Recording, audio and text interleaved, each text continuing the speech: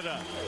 Welcome to week 1 in the CFL season 2019. 2 non-playoff participants will meet head-on in northern Alberta tonight.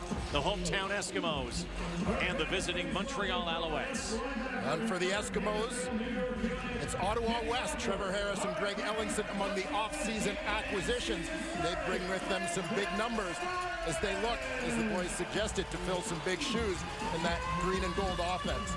For the Montreal Alouettes, they look to a new battery combination. Devere Posey, former Grey Cup MVP, most recently of the BC Lions, comes over via free agency to provide Antonio Pipkin and that big arm, a deep threat in the Alouette offense. Kahari Jones, longtime assistant, former MOP in the CFL, makes his debut as a head coach tonight for the Montreal Alouettes, only a week into the job.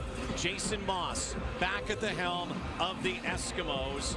And the Eskimos have a 10-game win streak against the visiting Montreal Alouettes over the years. Behind him, you saw Trevor Harris.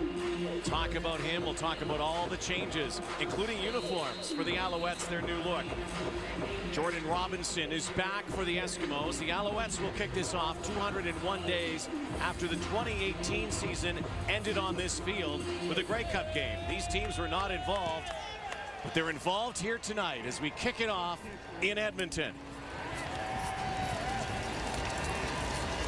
And picking his way up to the 27-yard line is Jordan Robinson, and the 33-year-old Trevor Harris in green and gold now, shedding the red and black. And he takes over from another CFL superstar. Mike Riley era is over in Edmonton. Well, nothing new for Trevor Harris, a guy who was asked to replace Ricky Ray in Toronto, replaced Henry Burris in Ottawa. Now, as you mentioned, former MOP in Mike Riley. This is old hat for Trevor Harris. The stage won't be too big for him. Expect to see a lot of Harris and 82 Greg Ellingson tonight. Harris looks to his left, and out of the backfield is the veteran Calvin McCarty, back for another season, gets a touch right out of the chute. Calvin McCarty leading this team in seniority in his 13th year. Of course, the man who will be most watched in this Edmonton Eskimo offense, Greg Ellingson, coming off 4 consecutive 1,000-yard seasons in the nation's capital. Tommy Draheim gets the start at left tackle, a position that was expected to be filled by Sir Vincent Rogers.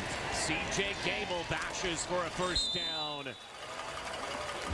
And this is something the Eskimos want to get rolling here. Offensively, a big strike offense last year. Well, speaking of guys who are back for one more year, John Bowman, number 7. Benjamin Button. Among the league's all-time leaders in sacks. He knocked Mwamba a monstrous season in the middle last year. He's flanked by 2 new wingmen in Bo Lacombo from BC, Patrick Levels from Calgary. They brought in Taylor Loeffler via free agency from Winnipeg to solidify the middle of that secondary. Look out for Loeffler, one of the best hitters in the Canadian Football League, and on cue, Taylor Loeffler. Did that for almost every time he suited up for the Winnipeg Blue Bombers over the last few years. You had to be careful out there with the guy who wears that war paint and that familiar number 16. Yeah, that'll certainly be his role, to provide leadership and a physical presence. Receivers need to have their heads on a swivel crossing the middle against the Montreal Alouettes this season. 2nd down and 8. Harris once more throws it over the middle and knocked down. The intended target was Ricky Collins Jr. Couldn't bring that in, so that brings up the kick team for the Edmonton Eskimos.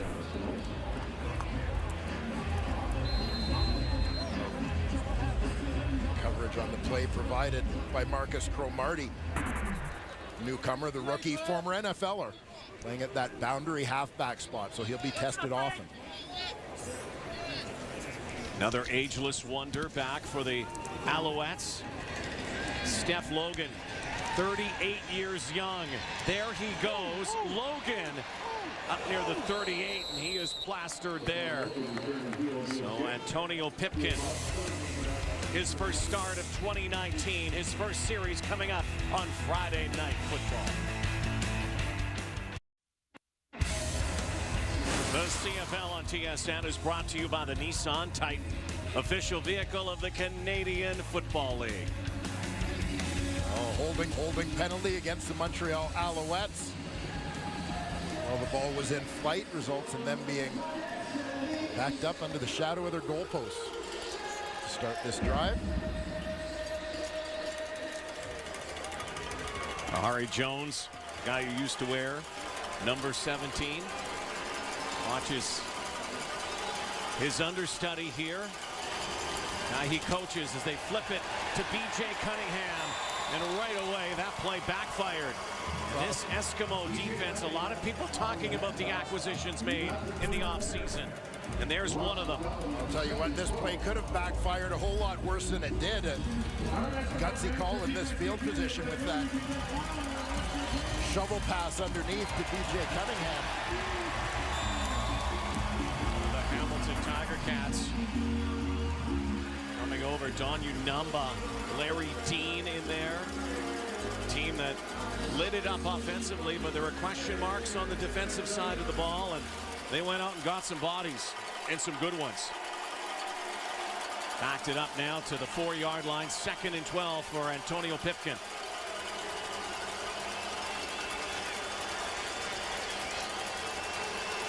Pipkin only in the league the last 3 years. Not a lot of playing time. Now he throws and to the near sideline, and also took a shot. Well, the Alouettes mired in almost every last place category statistically. Stumble here early on. And Pipkin gets it away, and you wonder here if Boris Beattie is going to give up 2 points or will boot it out. Veteran kicker will take the knee and give the ball back to Edmonton and put 2 on the board for the Eskimos. Inauspicious start for the Owls here in Edmonton tonight. Back in November, Trevor Harris was on this field for the Ottawa Red Blacks in the Grey Cup game, and the numbers he put up in 3 seasons in Ottawa were outstanding, including 5,100 last year, many of them passing to a guy who came over as well, Greg Ellingson, Brad Sinopoli, and the rest. And now a new era begins here in Edmonton. It certainly does. Mike Riley, not just the quarterback of this team, but very much the face of the franchise. Has a connection, of course, with Jason Moss to the Toronto Argonauts. Once again, Robinson. So Harris comes out now, and a guy that his coach wanted to see in green and gold.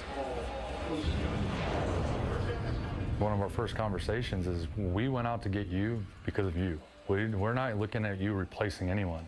We want you here, and you know, you don't need to be anybody but yourself. You know, we'll make things work with you.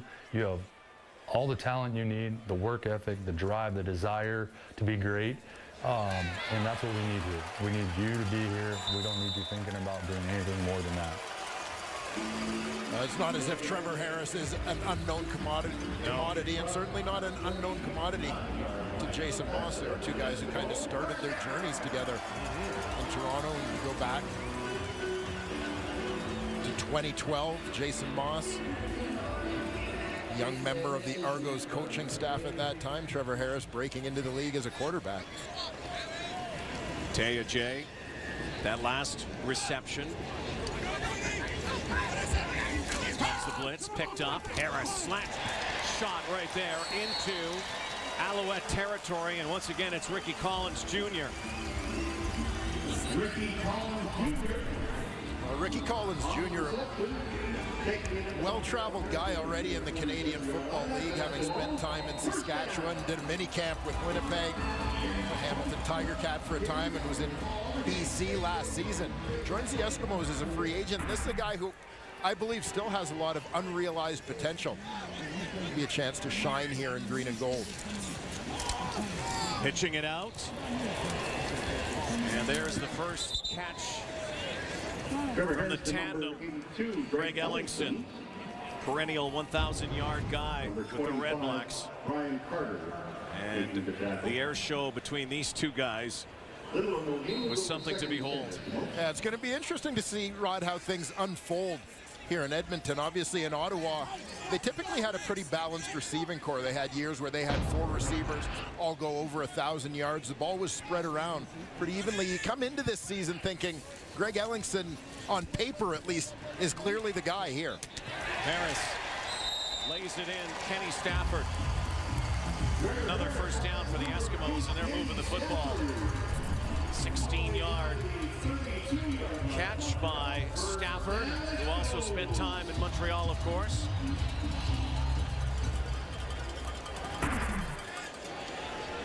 Well, Kenny Stafford, the only one of the Edmonton Eskimos' top 6 receivers last season who's actually back in Edmonton here in 2019. They have lost so many receivers the last couple of years.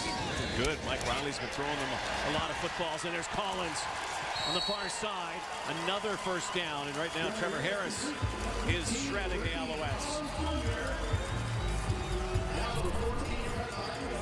Trevor Harris, throughout his career, has always been a guy who, if given time,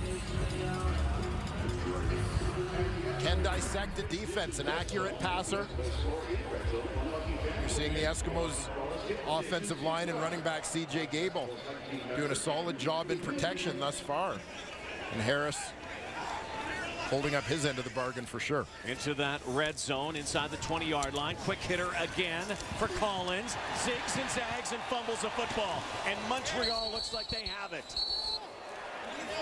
And it is Alouette football. Ricky Collins Jr. had it pickpocketed. Alouettes' new uniforms, new logo, and their first turnover of 2019 stops and drives. Play disciplined, hard-nosed football. Hard-nosed football. What I want to see out of this team is compete. Compete every down. No matter what the score is, no matter what is going on in the game, I want to see us compete. Compete! Everybody! Everybody! Doesn't matter the score. Doesn't matter anything else. Compete! Let's go whoop some ass. Man, I'm ready. Harry Jones be happy right here as Marcus Cromartie in his first CFL game, a guy who spent some time in the NFL, has his first recovery. Fumble after a big drive, 12 plays, 77 yards. So Antonio Pipkin trying to get the Alouettes again out of a hole here. The field, again, they stopped the Eskimos from driving to the end zone. Yeah, big stop, but less than ideal circumstances for a young quarterback trying to establish himself and trying to establish his own in the early going. Less than stellar starting points for the Owls' first 2 possessions. A false start here, movement on the line.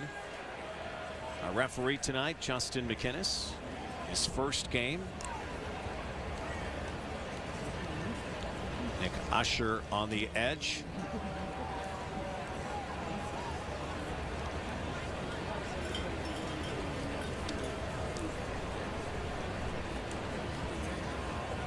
They are going to check from above the eye in the sky. Offside, Edmonton, number 75. 5-yard penalty, repeat, second down. That helps climb out of this hole a little bit right now. There is Usher out of UTEP. Native of LA, he's been with the Eskimos the last couple of years. Hasn't had a lot of playing time. Alex Bazzi is injured right now. Usher draws into the lineup. Second down and 2 for Pipkin. Former Division II quarterback out of Tiffin. Turns and hands it off. And William Stanback takes over a tailback this year for the Alouettes, has the first down. Well, we mentioned off the top that Devere Posey will be looked at to provide both leadership and a deep threat in this Alouette offense. On the offensive line, second-year man Trey Rutherford, the number 2 overall pick in the 2018 draft. earned the starting job at left guard. Big things expected of him in his sophomore season. Split out the receivers. Pipkin now, a little room now. Goes over the top for B.J. Cunningham. Has the reception close to the first down marker. Here's the Edmonton D and how they line up, including some of the newcomers. We'll keep an eye on Armando Sewell, the reliable veteran. Middle of that defensive line, Larry Dean, as mentioned. Headlines and nuclear receivers. Javon Santos-Knox expected to be the weak side linebacker, starts the season on the injured list. On the back end, Anthony Orange comes over from BC to take over the boundary corner position. There he is there, Anthony Orange, in his first game back, had labrum surgery in November. Recovering from injury. Guy who's been around this league. So now it's the first third down gamble, or will it be? Third and a long yard. Morris Beatty is making his way out there for the punt team. So they were looking at it. Molly and the Eskimos. Also thought the Alouettes were going to go for it. Here's some confusion as this play clock ticks down. The booming foot of Boris Beatty. End over end. But fumbled again, and maybe Montreal has it once more. Alouettes pointing that way. And it is Montreal football, a second recovery. This time special teams are special. Whoops. There it goes on Friday Night Football. Have changed blue through northern Alberta in the offseason. All of the outs, the departures, including Mike Riley, of course, and so many others, including Darrell Walker. Here's Farhan Lalji now on all of the changes here in Edmonton. Yeah, Rod, you know, we spoke to Jason Moss about his typical offseason when trying to build a team, and he says usually he'll spend 14 hours a day working on X's and O's and try to find a way to get his team strategically better offensively. He said this year it was completely different. He spent hour upon hour in terms of trying to determine how to build this locker room. He took input from a number of people, including coaches from outside the organization, and he said we wanted the right guys here. He wanted to make sure they played for one another, and he said when he came in to training camp, he had 96 players. He divided them into 8 teams of 12. He mixed up those teams, different players from different positions, different varying levels of experience. You talked about guys that were Canadian and American, and they did anything they could competitively. They played lawn darts, they shot free throws, they played charades and trivia, anything they could do to be competitive and get to know each other and have fun, and he feels it's really worked. He says this team is as close as they've ever been coming out of training camp. He's had veteran players come to him and say that they know players on the team from other position groups better than they ever have before, and they really feel good about where they're at as a group and a family and a culture going forward. Here is Money Hunter. That was on the return. Dad would have caught that one out in center field. Yes, Torrey Hunter. Great handle, Money. Here comes the blitz. And there goes Pipkin. Antonio Pipkin with lots of running room and stumbling there around the 40-yard line, but does pick up the first down. But boy, he dodged the incoming Don Unamba, who had his number. Watch this. Well, the thing you've got to realize about Antonio Pipkin is he's a big, strong dude, and any kind of arm tackle isn't going to be enough to bring him down. The end result of that, broken play, but nonetheless love seeing Pipkin use his legs to make plays. I think that's going to be a huge asset for him as he takes over as the Montreal Alouettes starting quarterback. Pipkin play action. Not a good toss that time. And Farhan talking about the culture within the Eskimos. There's been a lot of talk the last couple of weeks, including from kicker Sean White, talking about some of the disruption from some players in the locker room. He says those guys are gone. Point fingers or name names, but I like that lawn darts and charades thing. That's something that actually our team did in the offseason as well to pick up the atmosphere, especially in the truck, the production. Oh, absolutely, absolutely. I know they had some chemistry issues in the truck last year. Producer, director fighting all the time. They've been into water polo, I understand, synchronized swimming. Second down and 10. 4 minutes to go, opening quarter, opening night in Edmonton. Alouettes down 2. Pipkin fires, and that catch knocks the helmet off of Unamba. DeVere Posey with his first catch as an Alouette. There's a flag down in the backfield, though. You may have roughing the passer as Pipkin took a hit after that ball was released. 20-yard reception. And watch DeVere Posey, a former Grey Cup MVP with the Argos. Posey's got the release up top. Here you'll see pressure coming from Pipkin. Roughing the passer. Yeah, that's Edmonton, what it was. Number 97. Boy, half the distance to the goal. Watch the First head, down. the helmet of Pipkin. There's the catch. Really cranked it against the field turf.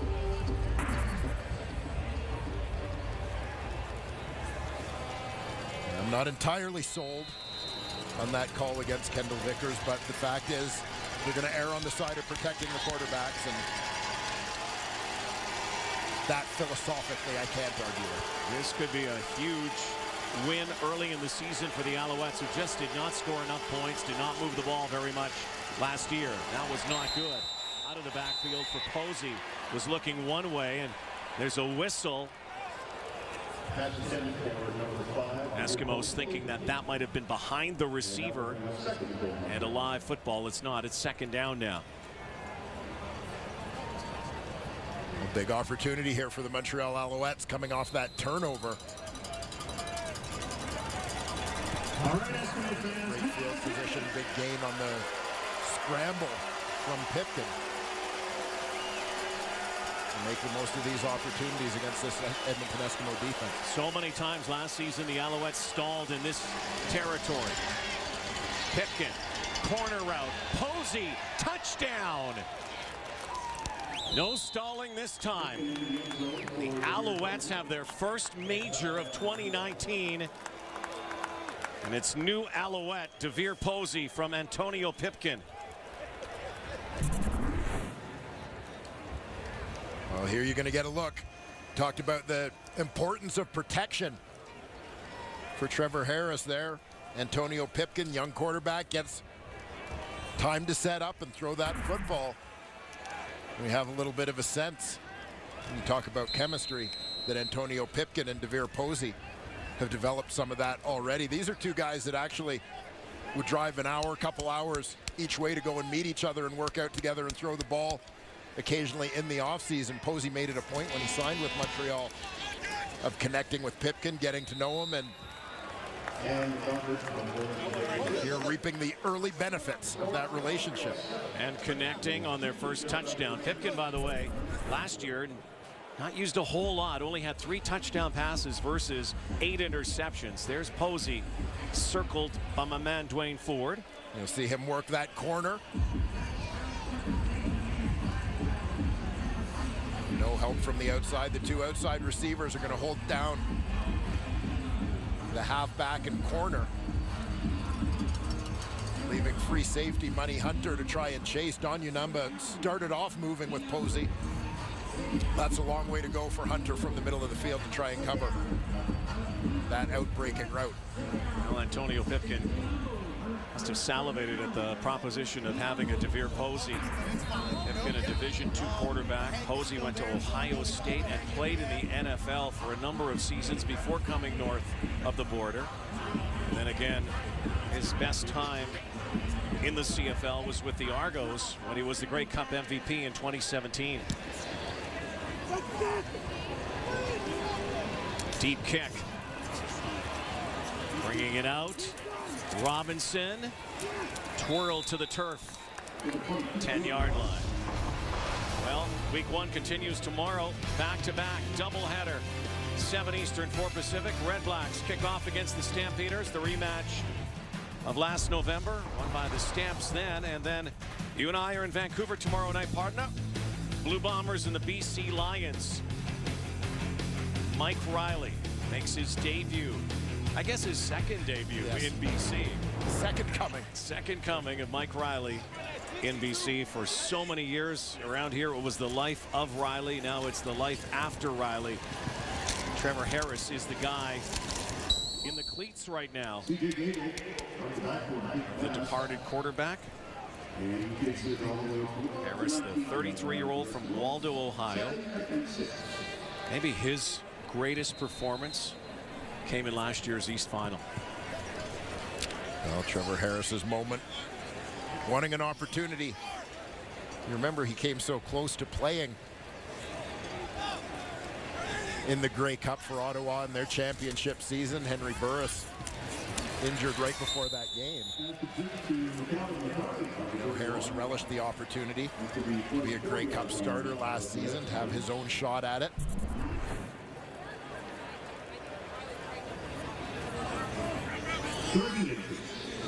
Seen the Eskimos a couple times already. Going to Calvin McCarty, veteran, terrific receiver out of that backfield. Connected in the flat. Harris last year, of course, hoped to lead the Red Blacks to another Grey Cup victory. And his last game was on this field in a loss against the Stamps. But in that East Final, thumped the Hamilton Tiger Cats. He went 29 of 32, 367, and threw for an unprecedented playoff number, 6 touchdown passes. Couldn't replicate that, though, in the Cup. Far side, Devon Smith with his first as an Eskimo, the Iowa Hawkeye who hails from Toronto. Played at Chaminade High School in Toronto before finishing his high school career south of the border. Making his way to Iowa. First-round pick was Devon Smith, number 8 overall in 2016. So they've been anxiously awaiting his arrival. He spent time in the National Football League over the last few years with Indianapolis, Oakland, and Jacksonville. C.J. Gable picks up another first down. And the Eskimos with a couple ticks left in the first quarter, trailing the Alouettes 7-2. Turnovers have been costly because Harris has been on target. Yeah, not surprisingly, Trevor Harris completing 10 of his first 11 passes as an Edmonton Eskimo for over 100 yards in the first quarter. Barring penalty, final play, opening frame, Harris. And this is almost picked by Enoch Mwamba. Patrick Levels got his mitts on that. And that will be the opening quarter of opening night in Edmonton. First game of the season for the Owls and the Eskimos. A couple of turnovers so far. Alouettes have a 7-2 lead on Friday Night Football on TSN.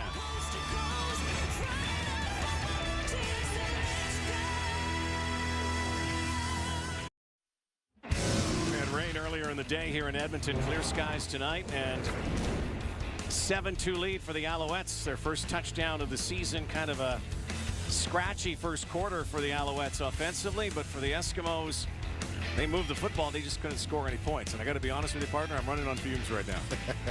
Well, I was going to ask how you knew what the weather was like. Yeah. You were on a plane all day. Yeah, well, what an exciting time last night, though, for all of Canada, the Toronto Raptors, NBA champions. Where were you watching? Confession, I actually you didn't fall asleep. I actually fell asleep until there were 9 minutes left in the fourth quarter of the game. Well, those were a very exciting 9 minutes, though. That came They were. Actually, They were. last 9 I seconds. rested up, so I was ready for the best part. Everybody talking about it today. Canada NBA champions. And the parade Monday. Toronto, and it will be covered across the nation on TSN. Oh, Greg Ellingston, second catch as an Eskimo, sandwiched, and Marcus Cromartie goes down hard. How many times have we seen Greg Ellingston do that, but in a different uniform? Well, he said it yesterday. Same 82, just in a new location. Going up in traffic between the two defenders. He knows Taylor Loeffler's a hitter. I think Marcus Cromartie didn't get the memo. I think there it is. There's the Raptor banner. the Eskimo locker room. That was Ellingson before the game. I think Marcus Cromartie actually got hit by Taylor Loeffler with a cushion named Greg Ellingson. Taylor Loeffler doesn't discriminate. He'll hit anybody. Man, there goes Cromartie. Well, now this, watch for the matchup here, as that's always a tough position to fill. The boundary halfback spot. Already a challenge with the rookie Cromartie playing there. As I said, big things expected of him. But with him going down, it's going to be another youngster, Greg Reed, sliding into that position. We'll see if the Eskimos try to test him on this possession. Reed's played here before, but not a lot. They go testing, and it is out of the hands of Ellingson. Taylor Loeffler down there. A couple of newcomers to Montreal, but veteran CFLers, Taylor Loeffler and Deontay Evans, former Calgary Stampeder, converging on the football.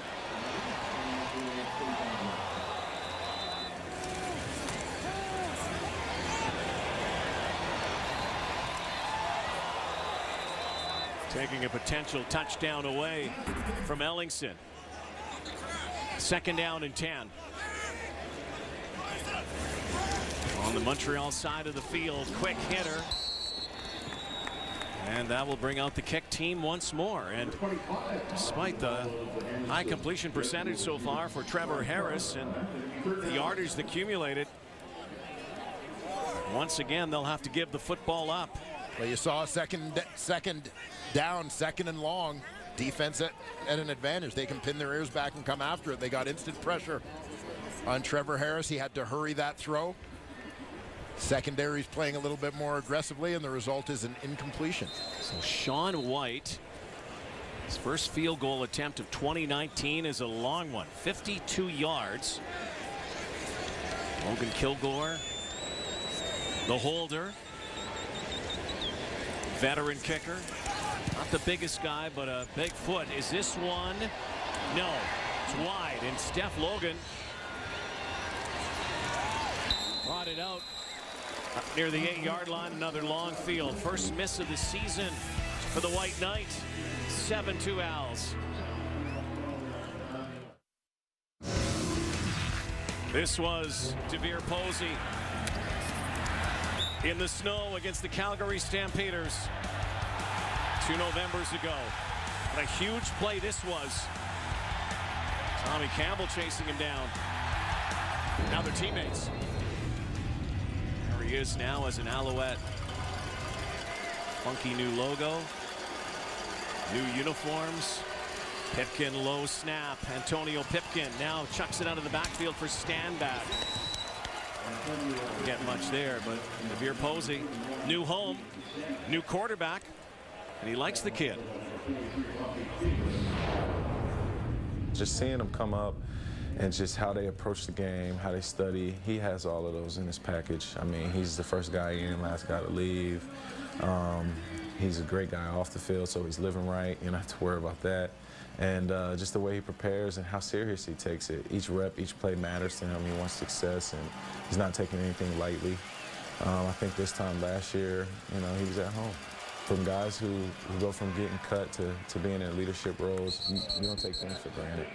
And it's written all over his approach. And he also has a missile for an arm. Chucking that in. There's Posey. That catch made by B.J. Cunningham. A couple of Midwest guys. Posey's from Cincinnati, Ohio. Pipkin's from Gary, Indiana. And as you said, Dwayne, they've developed some chemistry already. Let's see if they do on this drive. Pipkin looks one way, and he's dropped. Maybe picked up a yard. Eskimos were not falling for that veteran D-line. And one guy, Amando Sewell, who's seen that one a few times in his life. Yeah, he's ready for it, but I will say I like the play call from the Montreal Alouettes. A good defensive play from Sewell, but nonetheless, I think you've got to build some design quarterback runs in when you've got a guy like Antonio Pipkin. Mix it up, keep defenses honest, slow down that pass rush a little bit when there's the fear that this kid's going to take off. Bringing the house, Pipkin pumping, now pumps his legs, jumps out of the arms of a would-be tackler, and then throws up a prayer. And wisely gets out of bounds for a moment, thought he was trying to keep it in play. There is a flag down as he threw the ball. He tried to do a little too much that time, could not find anybody home. There are flags actually on both sides of the field. Offside, Montreal, number 85. Penalty is declined, 3rd down. So it was an offside call. Kahari Jones, his first game as a head coach, brings out his punt team now. And I suspect that part of the discussion with Antonio Pipkin as he gets to the sideline will be about picking your spots. Calculated risks. Don't try to force the big play. Spiraling kick. Jordan Robinson with a hurdle and a spin. Down he goes. Good field position though. Flag is down to the far side. I'll tell you about it when we come back on Friday Night Football tonight from the Brick Field in Commonwealth. The Alouettes leading by 5.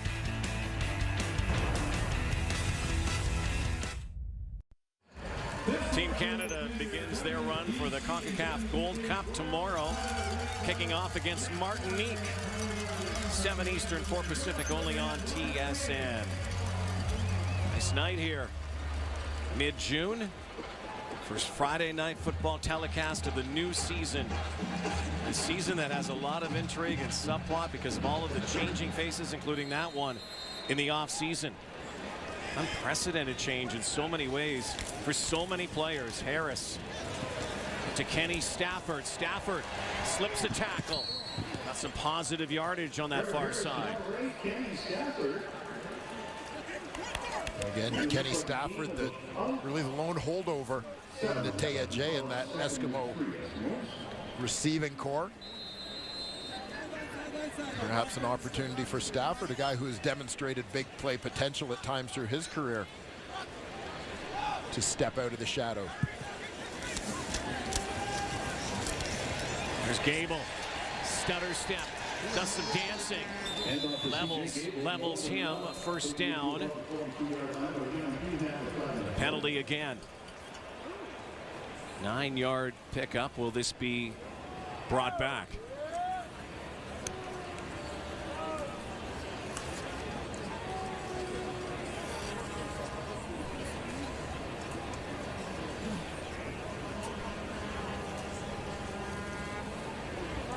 Holding, Edmonton, number 27. 10-yard penalty, after yards regained, 1st down.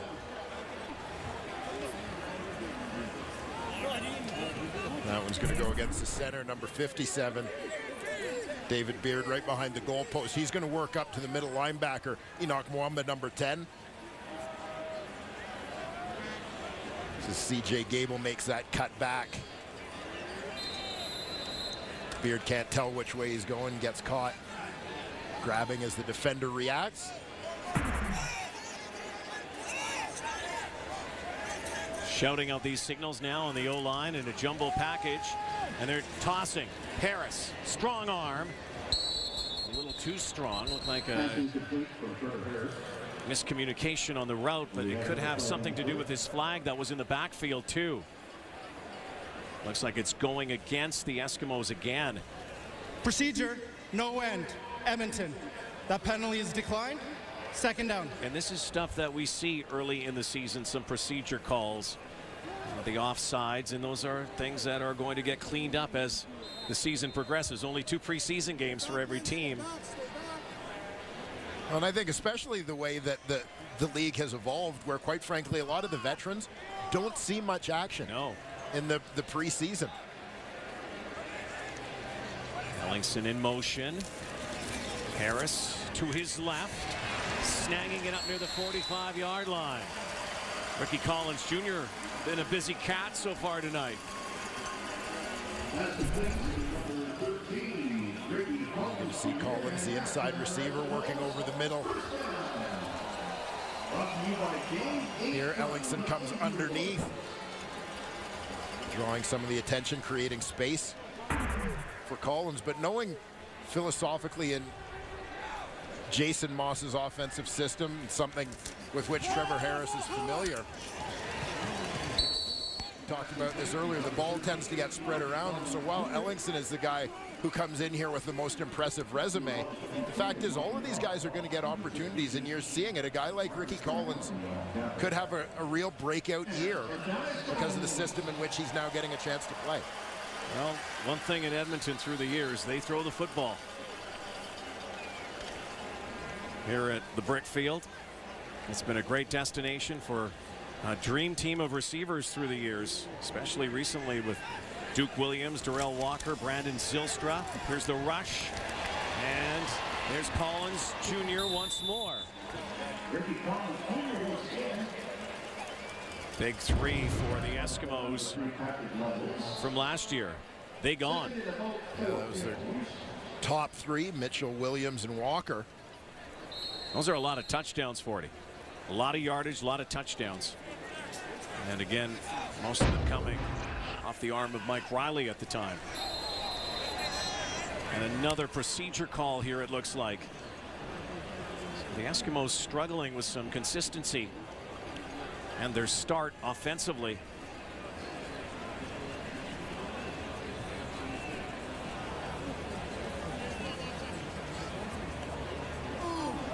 Offside. No, they're Edmonton. saying it's offside. Sorry, Montreal. Number 93. 5-yard penalty. So that again coming from the eye in the sky. Alouettes played referee there with the procedure call, but it is offside, so it'll be a 1st and 10 for the Esks. You'll see that eye in the sky used not to take over the officiating of the game by any stretch, right, but to correct the obvious oversights. Eskimos get the benefit of this penalty. Play action, Harris rolling. Stafford catching.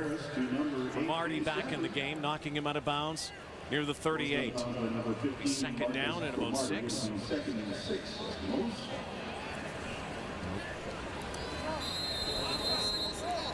Bob Slowick, the new defensive coordinator in Montreal. Expect to see some creative blitz packages as part of his scheme.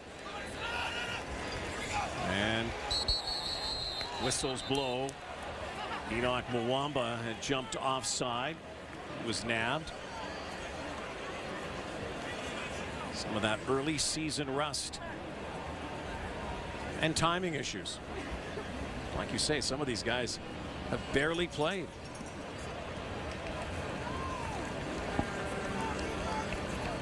I would say there has definitely become more of a trend. We talk about it late in the season about sort of being sharp versus being healthy. And I find the same thing has started to apply at the start of the season. It's not load management. Here's Enoch. Guy who's been around, 30-year-old. Offside. Montreal, number 10. 5-yard penalty. Repeat, 2nd down.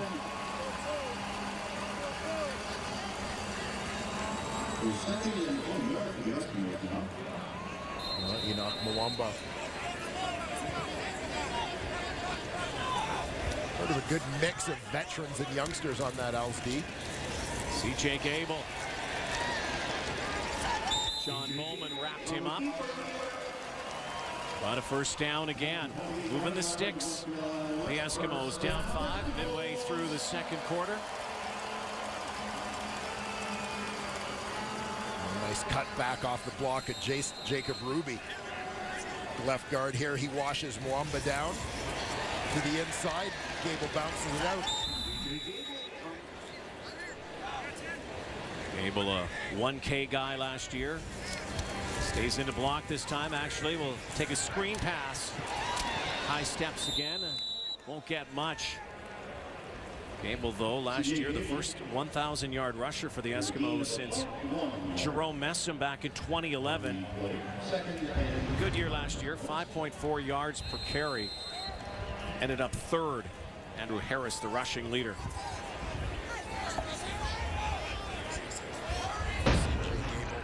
Finding second life in his career since coming over from the Hamilton Tiger Cats a couple of seasons ago. They're going to have to get this off. Play clock comes down to 1 second. Harris zings one. There's a touchdown. Kenny Stafford. Eskimos' first major of 2019. And Trevor Harris's first touchdown pass in green and gold. Nice adjustment, recognizing what's going on in protection here. The Edmonton Eskimos backs it up, keeping a receiver in to help out. And the blitz pickup. Trevor Harris again, given time, finds the open man. Strike to Kenny Stafford. Just 1 second left on the play clock, and then a quick strike over the middle. Kenny Stafford gives the Eskimos the lead. Sean White adds one more. It's a 2-point advantage. Welcome to Edmonton, Trevor Harris. Did that many times in red and black.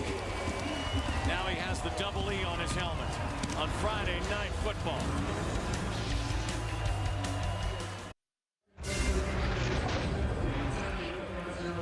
Well, when you're a receiver in the Canadian Football League in a passing play, it's not just about the routes that you run. Sometimes you're going to be asked to block, and here it's Nataya J doing a good job understanding the protection scheme. He knows he's got to stay in. He's not going to release on a route because of the number of rushers. He steps up, stands in there. He gets knocked down, but he does his job, taking care of his guy to allow Trevor Harris the time to connect with Kenny Stafford. Then all this vacancy is wide open. Corners there, right? Yeah. Yeah, so I'm just gonna, if that ever happens, just know I'm gonna stop you guys. Big drive by the Eskimos. There's a big kick as well. Stephen Logan scurries out near the 24-yard line, make it 25. Kenny Stafford touchdown. Make your escape with intelligent all-wheel drive in the Nissan Qashqai.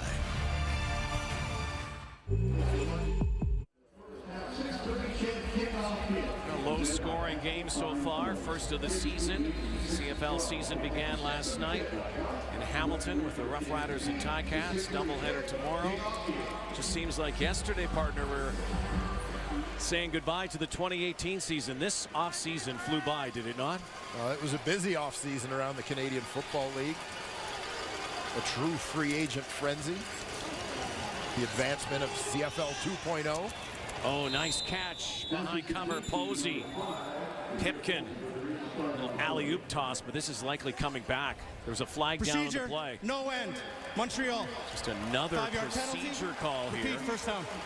Timing issue, and if looks could kill. Taking away a beautiful strike, Dwayne. Yeah, early season growing pains. Over the years, again, training camps have become shorter. As we mentioned, you have, in a lot of instances, veteran players not seeing as much action in the preseason. This one goes backwards. Stand back. Chatted with Kavis Reed. There's a fumble.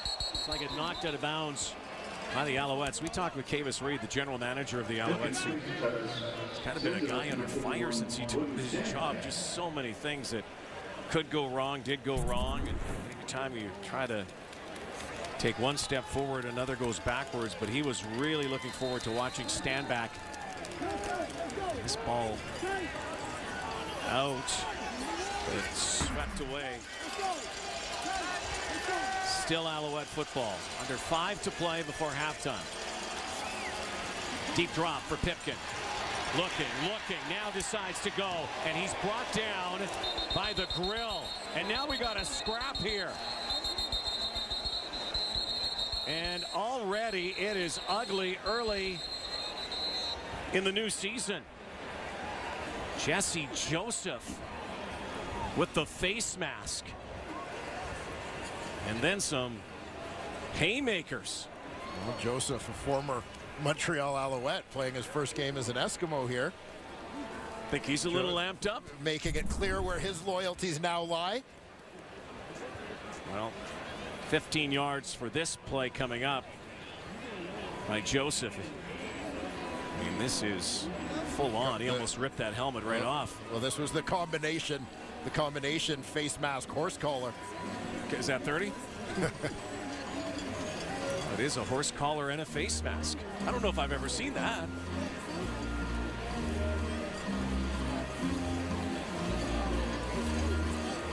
It is not pretty, I'll tell you that. And the former Alouette then got up. Well, still some words being exchanged between Joseph. Face mask, Edmonton, number 92. We have offsetting unnecessary roughness penalties against Edmonton and Montreal. 15 yards up from the end of the play, first down. So after that dust up, essentially the face mask call. So Joseph is got to curb his enthusiasm, his temper here against his old mates. Already a number of penalties, a lot of flags so far. Two teams combining for 11 penalties for 70 yards thus far in the first half. Pipkin from the gun. And through that behind William Stanback.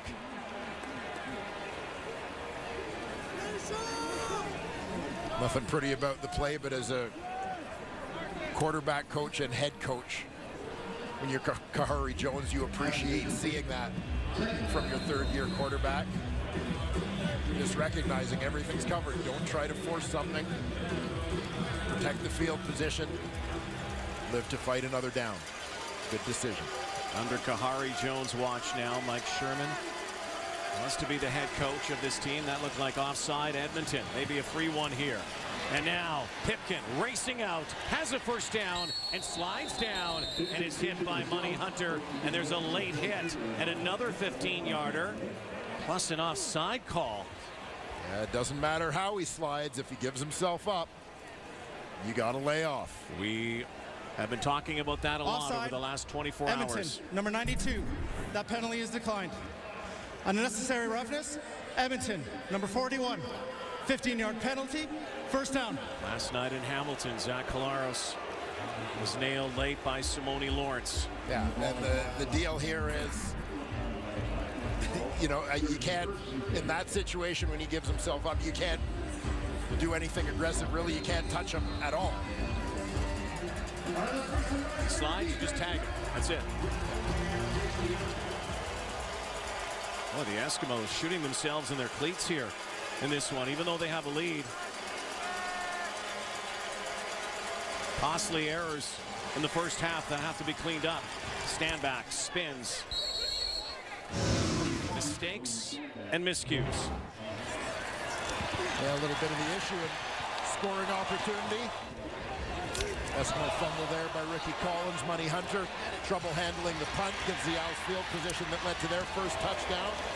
And here we've got a couple of unnecessary roughness calls. Face mask and the late hit aiding this drive that has the Alouettes again in scoring position inside the Edmonton 30-yard line. Last play before the 3-minute warning before halftime. Comes that rush again. Pipkin unloads, and BJ Cunningham would like to have that back. That's one that he normally hauls in. Not this time. And that will bring out the kick team. And they will have a field goal attempt. Chance to take the lead when we come back. It's the 3-minute warning before halftime on Friday Night Football. Getting close to halftime, back in the studio. We're going to talk at the half about Trevor Harris's Eskimos debut, also Antonio Pipkin, the Montreal D, and we'll hear from Farhan Lalji, the league's handling of the Simone Lawrence hit and Zach Collaros last night in Hamilton. Back to Rod and Dwayne. Okay, boys. Boris Beatty to regain the lead. There's the hold and the kick. And that is way wide. Put that, gets the single point. And it's a 1-point lead now. So Kahari Jones would be happy with that turn of events in his first game as a head coach in the Canadian Football League after years as an understudy assistant. Here's Farhan Lalji. Yeah, Rod, it's been an eventful week for Kahari. When they made the decision to offer him the head coaching job at the beginning of the week, it was met by loud cheers from the players. He endeared himself further by having the first decision be to shorten practice time. So they love that, but it's been a very busy week for Kahari because he's also lost a receiver coach, Andre Barbosa, who's a close friend of Mike Sherman's, left when Sherman got let go. So Kahari also spent some time earlier this week working with receivers, and they're short-staffed. They do hope to name a receiver coach early next week. We're hearing the name Robert Gordon, a former teammate of his in Winnipeg, is a possibility, but for tonight's game, they've got Luc Brodeur-Jourdain, injured offensive lineman, up in the press box on the other end of the headset, talking about down and distance and relaying fronts. So they're short-staffed, but this is an opportunity that Jones knew he just couldn't pass up. Well, he has been wanting a head coaching job. He's interviewed so many times before and was unable to find employment as a head guy. Opportunity knocks, opens the door for a really nice guy. Kahari Jones is one of the nicest guys you will ever meet. He's got a fire about him, and I know our guy in the studio knows that. You see it in his pregame speeches. You see it on the sideline. Well, I'll tell you what, this may seem like an uphill battle in Montreal for Kahari Jones as coach, but I would say anybody who could make Milt Stegall look good, I'm not going to bet against him. I think Milt needs Farhan Lalji's shirt. I am just saying, because that is one special shirt that he's got. That he is. Farhan's bringing. He's bringing almost like a John Luke quality to tonight's broadcast. I'll tell you. Look at that. Look. Where did? Oh my gosh! I think that's the new designer label. Straight from the sidelines to the nightclub. Yes. Look at that. There's Kahari now stewing a little bit. 1st and 10. Eskimos inside the 45-yard line. Trying to get some more momentum before halftime. 1.5 minutes to go in the second quarter. Read option again. C.J. Gable down Main Street. Big gain. Love the patience of C.J. Gable on this run, and it's something you try to teach young running backs is that everything's not at full speed. Sometimes you've got to gear down until that hole opens up, let things develop, and then once those offensive linemen get where they need to be, he turns it on. He gets north-south in a hurry. Great change of pace. Will they go to him again? Yes, they will. C.J. Gable cutting back and forth here tonight, using those legs with such efficiency. Close to another first down near the 10. The Eskimos doing a nice job mixing it up and getting that run game involved here late in the first half. Sometimes you catch the defense off guard a little bit when they start getting a little bit light in their stances, thinking they're going to try and get up the field in a hurry. Harris calls his own number, sets it up inside the 10. Eskimos will go 1st and goal and have 52 seconds to work with before halftime. One of the struggles that Harris had in Ottawa, not necessarily him, but the Red Blacks offense, was in the red zone. In these areas, settled for a lot of field goals. Would like to change that tune here in Edmonton. Try to score that ball.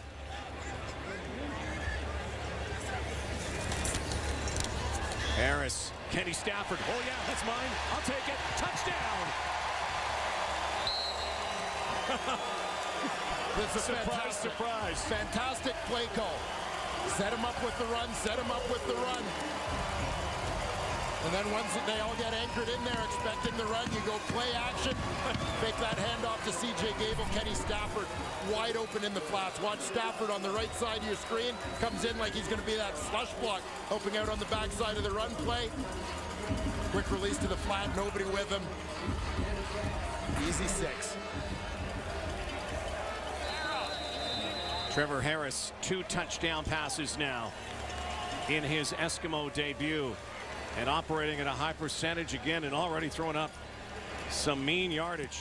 Well, Trevor Harris-like numbers, 21 of 26 for 232 and a pair of touchdowns. already. East to west, it doesn't matter. Trevor Harris, when he goes north-south on the football field, does a lot of this. Yeah, kept it simple on the drive. Quick hitter to Ellingson. Couple of runs to C.J. Gable. Now you've got that defense respecting, even fearing the run game a little bit. Play action, nice ball fake between Harris and Gable there.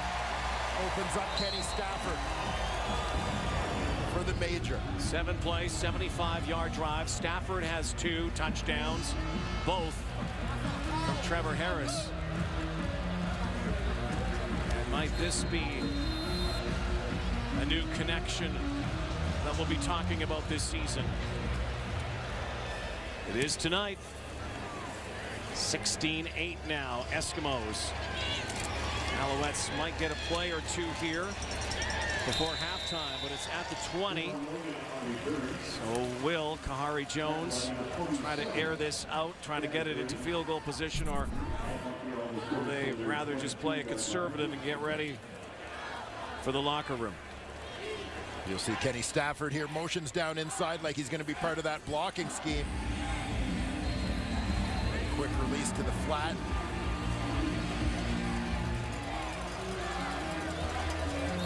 Trevor. There's the Harris family. Got to know them quite well in Ottawa. Trevor Harris, I'll tell you one thing, he is a guy who is not short of confidence, never has been. He's also a guy who has a very positive vibe.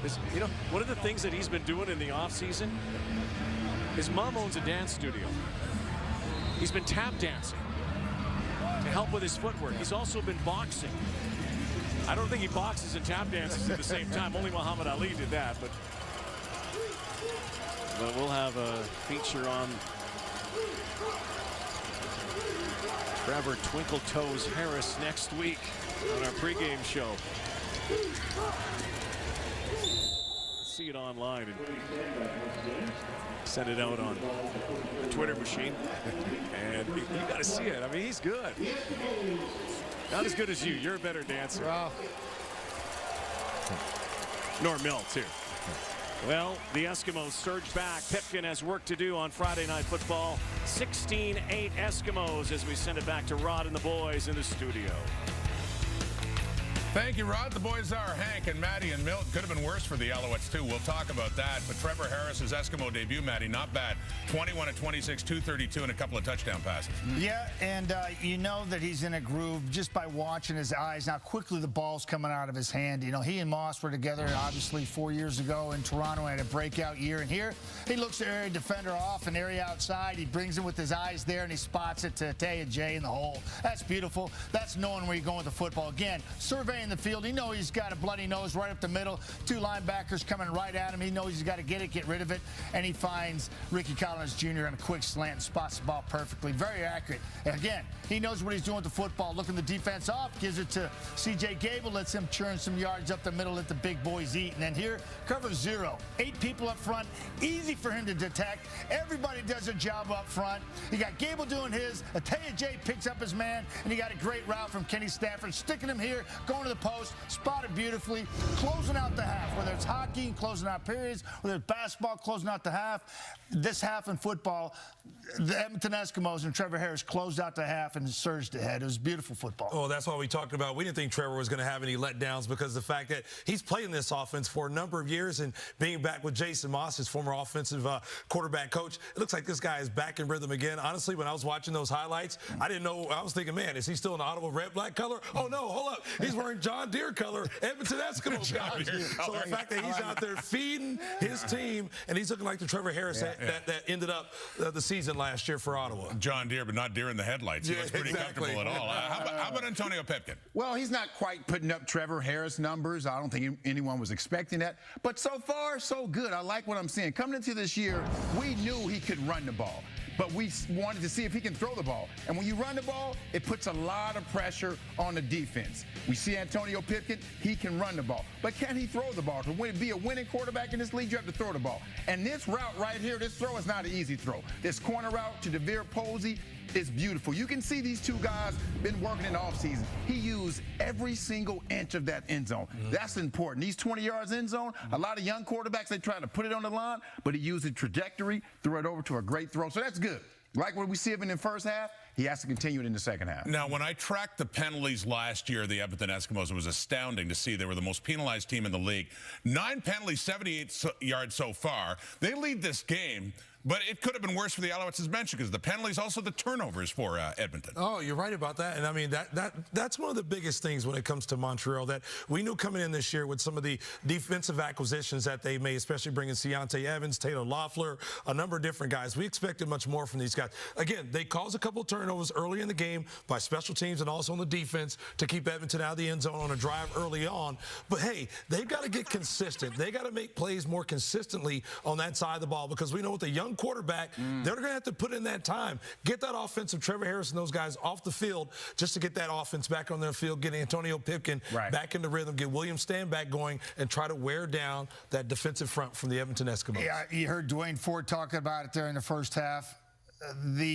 Just kind of how under the gun the Montreal Alouettes coaching staff is, right? You know, and it does transcend on the football field when there's disarray, which Montreal has had leading up to this football game when the head coaching changed. Kahari's now having to coach receivers as well as quarterbacks and manage the whole aspect of the football team. And speaking from experience, man, that's difficult to do in a week's time and find your rhythm, losing coaches left, right, and center. This football team looked a little disarrayed in the first half to me. They have to take advantage of their opportunities. They can't make many mistakes, and when the Eskimos make a mistake, they have to take advantage of it, which they haven't done in that first half. They can't afford to not take advantage of mistakes. That penalty-aided drive down the field, Boris Beatty misses the field goal, and they just get one more on the board for that, 8 points. And remember Fred Stamps, a great receiver for the Edmonton Eskimos. He's being honored at Commonwealth at the half. There he is, member number 2. We'll be back to talk to Farhan Lalji as well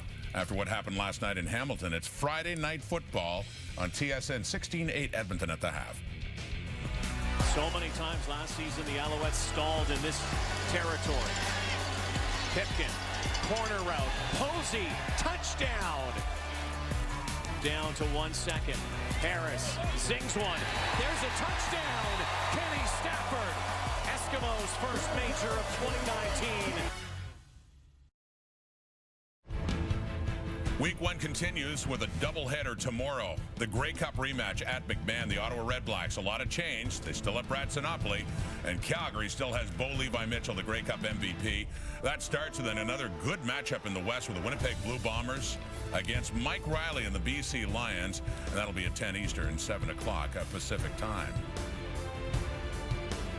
Where is Jesse? It's almost game time. He's always late for this stuff. God! I'm here! Play action! Go long!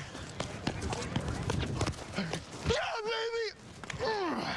Hey everyone, here in Edmonton for the Eskimos home opener with Bel Air Direct.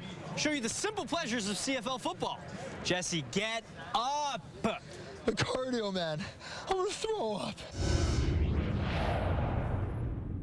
The Bardon boys having some fun. We've had a couple of hits on quarterbacks in this game. A high tackle, face mask, horse collar, and then later one reminiscent of last night with Antonio Pipkin sliding down and Money Hunter on top of him for a penalty for the Eskimos. Of course, we think of last night in Simone Lawrence on Zach Caleros, which caused a lot of controversy, and how the league is continuing to handle it. Let's go back to Commonwealth and hear more from Farhan Lalji. Farhan?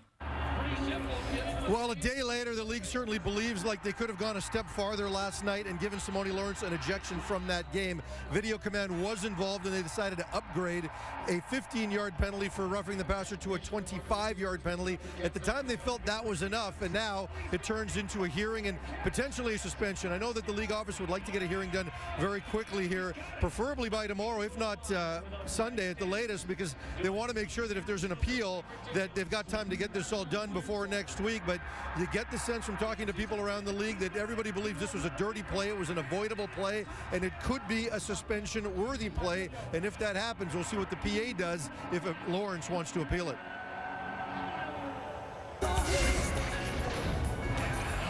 Great Canadian musician Tom Cochrane.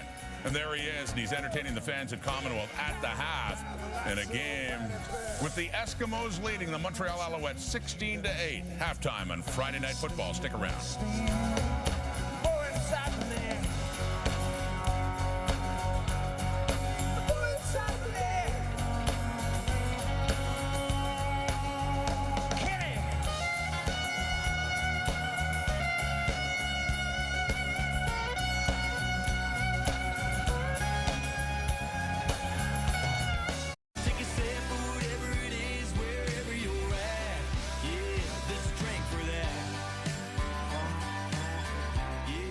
Listen to There's a Drink for That from the James Barker Band on Spotify.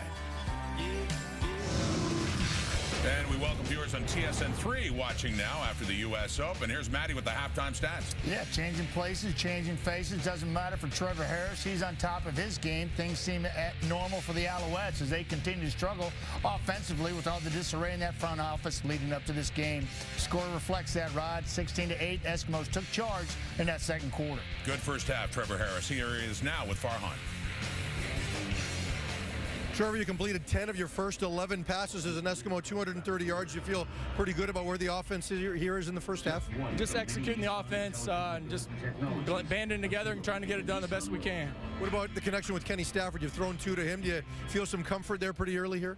Yeah, I've been vibing with Kenny all camp in terms of just being on the same page. He's an amazing route runner, and he's a scary guy when he gets going, and I think you'll see a ton of him this year doing that. What about CJ? I mean, you were used to a really good running back with William Powell in Ottawa, but he seems to be able to get inside and get the tough yardage and keep the defense honest. Yeah, Willie P and CJ are both in that conversation, best running back in the league, and we're fortunate to have CJ. He does it all.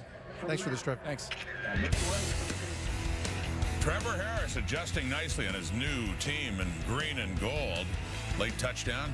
A couple of passes to Kenny Stafford for touchdowns, and it's a 16-8 Edmonton lead over Antonio Pipkin and the Alouettes. Second half kickoffs coming up on TSN.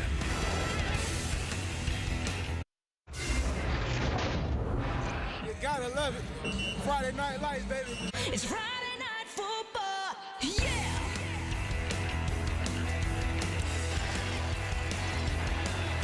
Boys are all here gonna put on a show. Come on!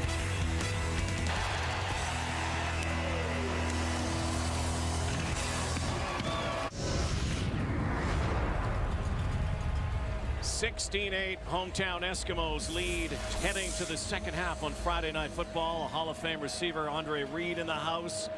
Big first half for receivers. Kenny Stafford, pair of touchdowns. Devere Posey scoring for the Alouettes. He's with Farhan.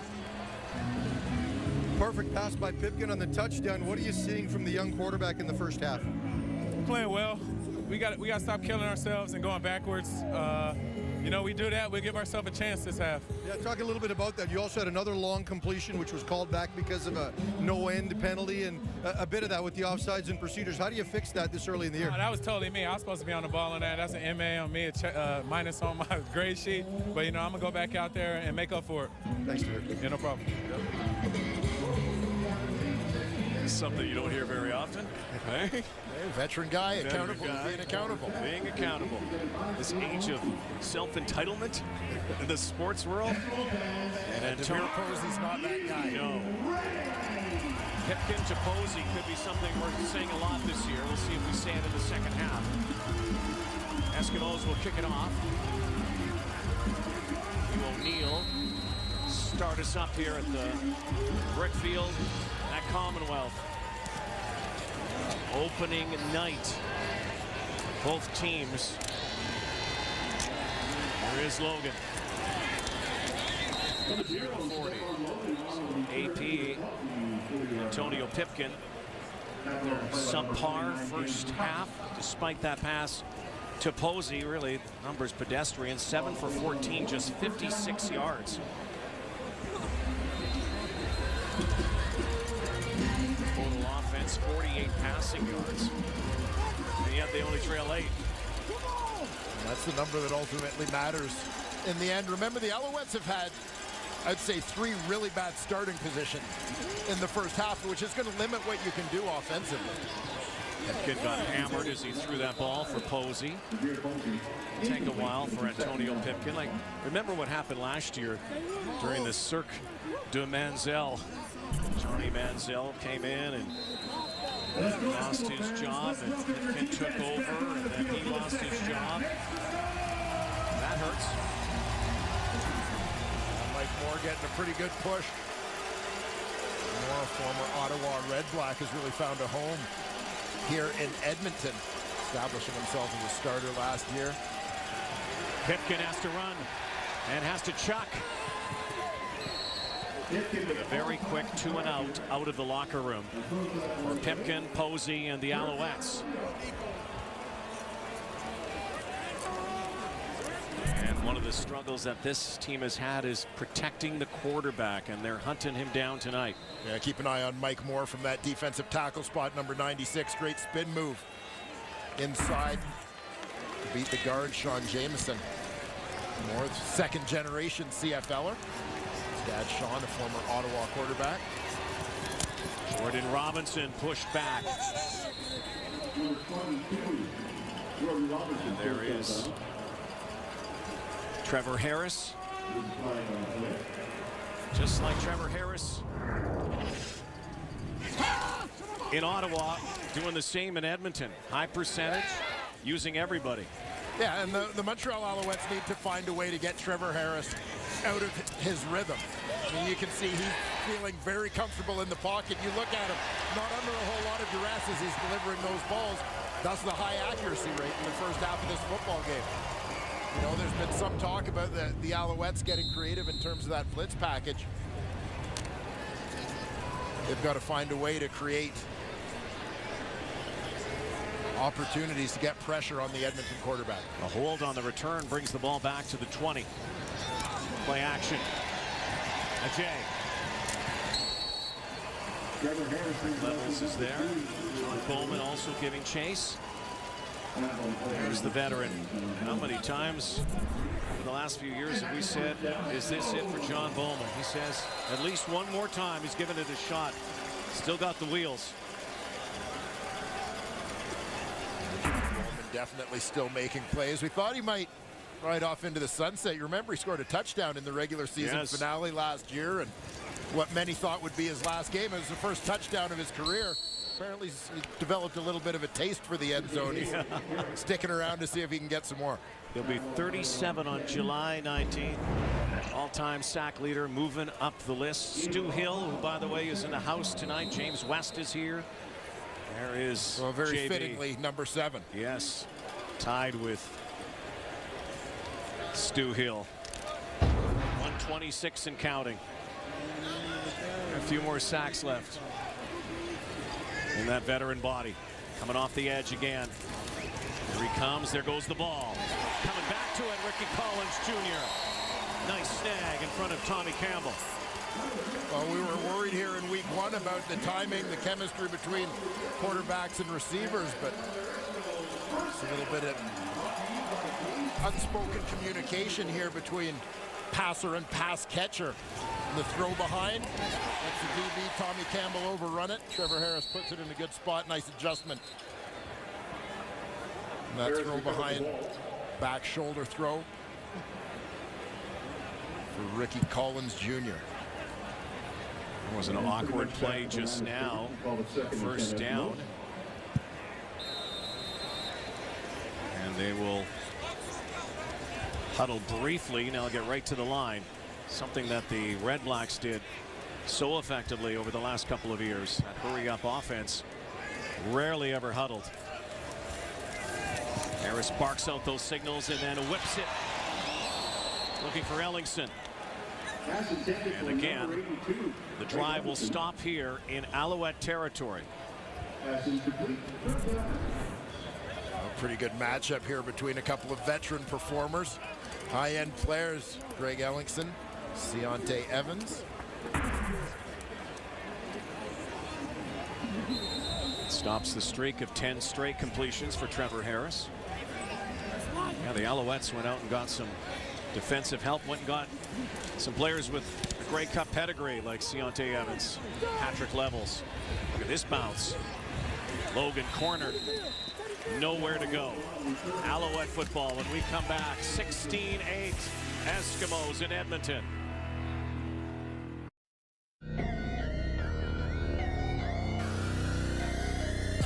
The scene is getting crowded, I'ma ride my own way. I don't need your approval, I'ma go my own way. Ride my own. Ay, ay, ay, ay, ay. The new look Owls, that logo, the uniforms. You like them? I do. Just have a little bit of a change. We look around the league for some teams as Posey grabs that pass from Pipkin on first down. He's going to set up second and short. That's what Cavis Reed chatted about before the game. It wasn't, the first and 10 stuff. It was the second and manageables that they really want to get this offense clicking on. Well, that's it. When you get into those second and medium situations, making sure you're taking the checkdowns, take the easy throws, get the first down, and put drives together. Second and long doesn't mean that you have to air it out, push the ball down the field. Take what that defense gives you. They'll get Standback going. So he's got the first down. They'll move the sticks as Sewell wrestles him to the ground. William Standback comes into this lineup. And really last year and had a couple of big games for the Alouettes. Yeah, one of the bright spots in a tough season for the Montreal Alouettes, it was the emergence of William Standback that put the Alouettes in a position to be able to trade Terrell Sutton partway through the season. And they expect to rely on Standback in that ground game a little bit. Look out now. Pipkin going down. All kinds of trouble. Kwaku Boateng knocks it out of the park. Brings down Antonio Pipkin. Kwaku Boateng coming from the left side of your screen, just outside that goalpost. He's working the twist with Mike Moore. They both find their way to the quarterback. The Wilfrid Laurier product is going to get credit for this one. That's a home run swing. Yeah, third-year man. Really established himself as a starter in this league last year. Was rewarded with a new contract in the offseason. There goes Standback. Almost the first down. We'll see where the spot is. What a good play call, but this could come back. There was a penalty in the backfield. Pipkin looking back at that orange nylon. Likely against the Alouettes. There's an injured Eskimo Holding. down. Montreal, number 67. Half the distance to the goal. Repeat, second down. Injured Eskimo is weak side linebacker Vontae Diggs. He gets the start. Tonight is Javon Santos Knox, who was signed from Winnipeg in the offseason. Opens on the one-game injured list. This is going to set up second in an area code, so likely, unlikely, you'll see a draw play now. Pipkin's going to have to air it out. Vontae Diggs is down. We'll step aside and come back on Friday Night Football from Edmonton. Well, he was a guy who played for both of these teams, but mostly catching passes like these from Ricky Ray, number 2. One of the greatest Eskimo receivers of all time. Fred Stamp's in the house tonight. They honor him here tonight. Put a stamp on the Canadian Football League and a lot of end zones. A little emotional tonight for Fred Stamps. Starting to leak a little there. Great guy, great receiver. Standing by with Farhan. Fred, you're third all-time in Eskimo receiving, almost 8,000 yards and 500 receptions. The team decided to bring you back for a retirement ceremony. I know you got a bit emotional at halftime. What did it mean to you? It means a lot. It means a lot to come from these guys. I appreciate everything they did for me over my career, and man, just the welcome is just amazing, So I got kind of full, and I appreciate it. With all that you accomplished, what stands out to you? It just stands out, just the warm welcome. See the coaching staff, a lot of guys I played with. It's just a lot of love, man, and I really appreciate it. Played with Jason. What are you seeing from him as a head coach? Oh, he's an awesome head coach, man. I love that guy, man. I was fortunate to come in and have him, Ricky Ray, Jason Tucker, man. And I feel like as a young receiver, young guy coming in from the States, that's a perfect situation to be in. Last thing I'll ask you is the guy you got traded for, Kenny Stafford. 2 touchdowns here today. It looks like he's paying tribute to you. Oh, man, Kenny, he's awesome, man. He's a good football player, good guy, man. And I'm excited to see him just tear this year up, man. Thanks for this. You look like you can still play, but enjoy retirement. Oh, man, I'm retired, man. I'm enjoying the family time, man. Thank you. Great to see him. Fred Stamps. Hard not to be a fan. Spectacular. Yeah, spectacular. Another safety taken by Antonio Pipkin. Jason Moss, a former teammate, of course, of Fred Stamps, knew how good of a receiver this guy was in his time in Edmonton. And I remember that first practice with him, just looking at him, and I remember talking to Danny and saying, this kid's going to be something. I don't know what he's going to be, but he's going to be something. He's easy to throw to. He gets open. And then I saw nothing but that every day he played here and the games he played. He's tough. I mean, as tough as they come as a receiver. Very productive his whole career. So, I mean, I really enjoyed playing with Fred. Everybody enjoyed watching him. We enjoyed covering him. As broadcasters, I would not enjoy covering him as a defender. He was almost impossible to cover, and as Farhan mentioned, very emotional. I would imagine it is. Come back to a city you loved. Come back to a place that you made better as a player. And I would suggest that someday down the road there might be another call for Fred Stamps. Canadian Football Hall of Fame. Hall of Fame numbers. A perennial 1,000-yard receiver. Absolute class act. Speaking of the Hall, this year, great class coming up in the summer. John Cornish, Mervyn Fernandez, Terry Greer, Ernie Pitts, David Williams, builders Jim Hobson and Frank Smith, but it's a receiver-bent class. Edmonton, 10-yard penalty, first down. This penalty, the first time we're seeing these applied, Canadian Football League this year.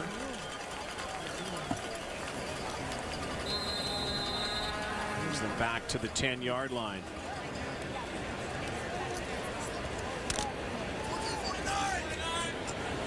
So Hari, quarterback coach, OC and head coach, busy guy on the sideline. Trevor Harris comes out gunning. And again, Ricky Collins. These two got something going here. A little something, something. Certainly do. Again, this offense is going to create lots of opportunities for everybody. Guys like Greg Ellingson, Trevor Harris, Brad Sinopoli, all the receivers that played as Jason Moss built this offense in Ottawa. The same thing continued here in Edmonton. You saw the numbers earlier of Duke Williams, Bryant Mitchell. Fusion here. Harris decides to call his number, goes forward. Oh, he was crunched there. Enoch Mwamba. It's not a malicious hit by any stretch by Mwamba, but that was dangerous for Trevor Harris to go forward. By the way, he has now secured his 30th career 300-yard passing game. Well, with a quarter and a half still to go here, you'll see Harris take a shot. He's being brought down from behind as Mwamba's coming forward to make the tackle. Iffy territory again. Already the dialogue early in the season about these hits on quarterbacks. Only in the second game. Harris reverses course. Zips it in. On Smith. Second catch. So Trevor Harris comes from the nation's capital. He is putting up big numbers, putting up big 300-yard games last season, and already in his first in green and gold, doing what he did. Yeah, picking up right where he left off. 10 times he had 300 or more yards in a game last year. down. And Alouettes think they stopped the Eskimos here. Eskimos are signaling a first down. Alouettes say they have stopped them from here. Looks like it's close. May require a measurement. I think they're going to bring the sticks out. This is not the way that they wanted to plunge this. This is too close for comfort. See the yard marker on the far side. From that angle, looking down the line, it appears. They're going to stretch this out. Let's see. I'm not sure. It looked like he had it looking down the line. No, they did not get it. What a stop. And a turnover by the Eskimos. Alouettes football. Turnover on downs on Friday Night Football.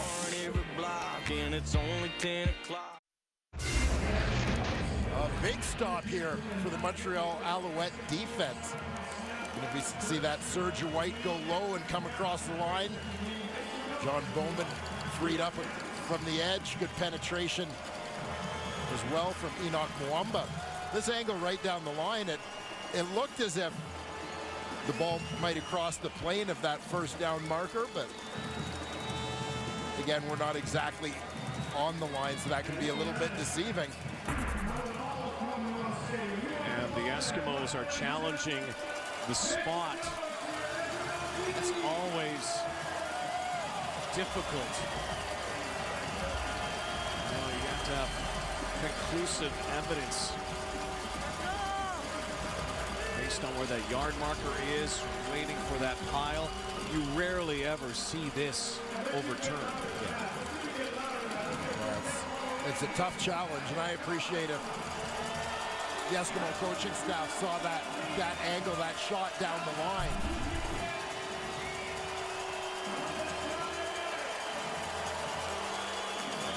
So here is the verdict from CFL command. Edmonton challenged the previous play for the spot on the field. After review, the ruling on the field stands. Montreal, first down. So Montreal's ball, 4 Edmonton turnovers in this game, keeping the Alouettes in this game. Not a ton of offense from the Owls, as you heard the boys talk about at halftime, but when you're starting at midfield, you don't need a lot of offense to put points on the board. They have that opportunity right here. Antonio Pipkin needs to go to work. Talked about the checkdowns. Here comes the rush, and he's going down. Down hard. Big sack. Another one by the Eskimos. Josh Johnson has Antonio Pipkin in his crosshairs and buries him. Well, the Alouettes are hoping to get their running back, William Stanback, matched up in space. He had the linebacker, Corey Jones, one-on-one on him out there. That's the matchup they want to take. They've emptied out the backfield, but in emptying out the backfield, rushers outnumber blockers, and they couldn't get that ball away fast enough. 13-yard loss. Play clock coming down to 1. And Pipkin's hurting. You can see him hobbling, but he throws it in for Posey, 5 yards short of a first down. And Antonio Pipkin with a flag in the backfield. And I'm not sure this guy can continue on here. He's limping like crazy.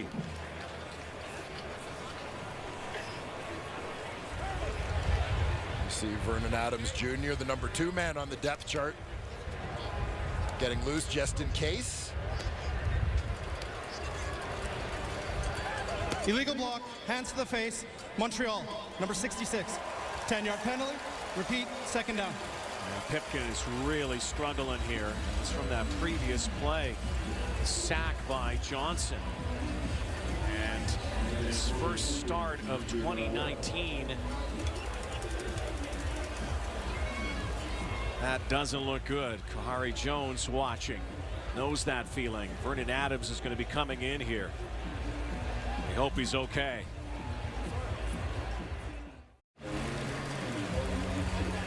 Tough to watch on opening night. Pipkin going to the sidelines. Farhan will give us a report shortly.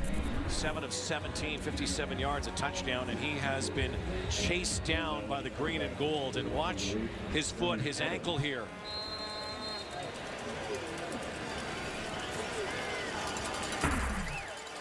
So Vernon Adams in. Adams has experience, of course. He actually had more experience than Pipkin. First pass is caught by B.J. Cunningham. Second and lengthy. And so Pipkin in pain on the sideline. That is daunting on opening night. You can see they seem to be looking at that right ankle. To get rolled up a little bit as he was brought down. Certainly hope that it's not too serious for Antonio Pipkin. And for the Alouettes, who have had this rotation of quarterbacks. Every time the music stops, another quarterback comes in through the years. You name it. They have had it happen to them. Through injury or lack of performance. There's a kick right at the goal line, and that is not a good play there by Jordan Robinson. He should have let that go. Wow. It almost looked like he came out, no, almost pushed back into the end zone for a moment. Yeah, I mean, this is what it certainly looked like it was going to bounce in. Beautiful placement of the ball by Boris Beatty. They are going to put it at the 1 yard line. Yeah, this is that a is ball perfect. that I would not have fielded if I were the returner. Looking on that ankle area. 54-yard kick by Beatty. This is the longest field for Trevor Harris. See how he navigates this now for the Eskimos. Up 18-8. CJ Gable pummeled there. Patrick Levels, Enoch Mwamba. You think the Alouettes have had some significant upgrades on defense this year? Yeah, I think they have definitely improved their talent. You bring in, as you said, a couple of Grey Cup champions to help you out on that field side and Levels at the nickel linebacker spot. Deontay Evans at halfback. I like the presence of Taylor Loeffler at free safety, and I'm a Bo Lacumbo fan too, and I'm very curious to see how he does given an opportunity to be an every down player. Harris for his safety valve, just like old times. Trevor to Greg.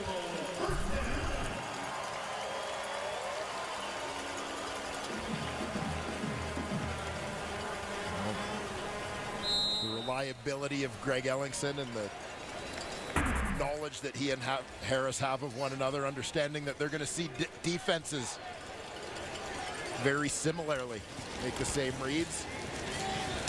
As you said, Ottawa West. Trevor Harris, who came to the Eskimos. Ellingson coming as well in the offseason.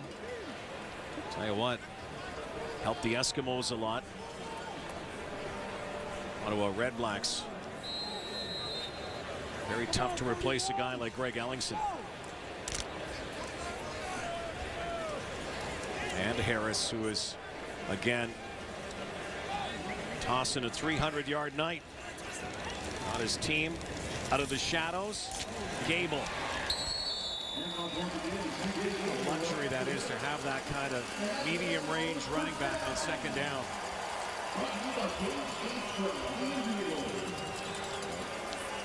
Plenty of good physical runs for CJ Gable.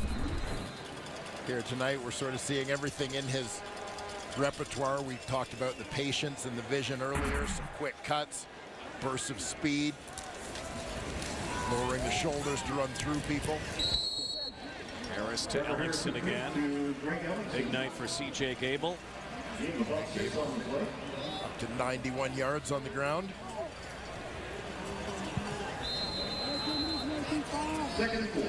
All the concern that the Eskimos had in the offseason about maybe a lack of productivity, especially when you lose an MOP type player, a superstar in Mike Riley. Picking up right where they left off. Harris is doing it. Tight spiral. Kenny Stafford again. Bang, bang, bang.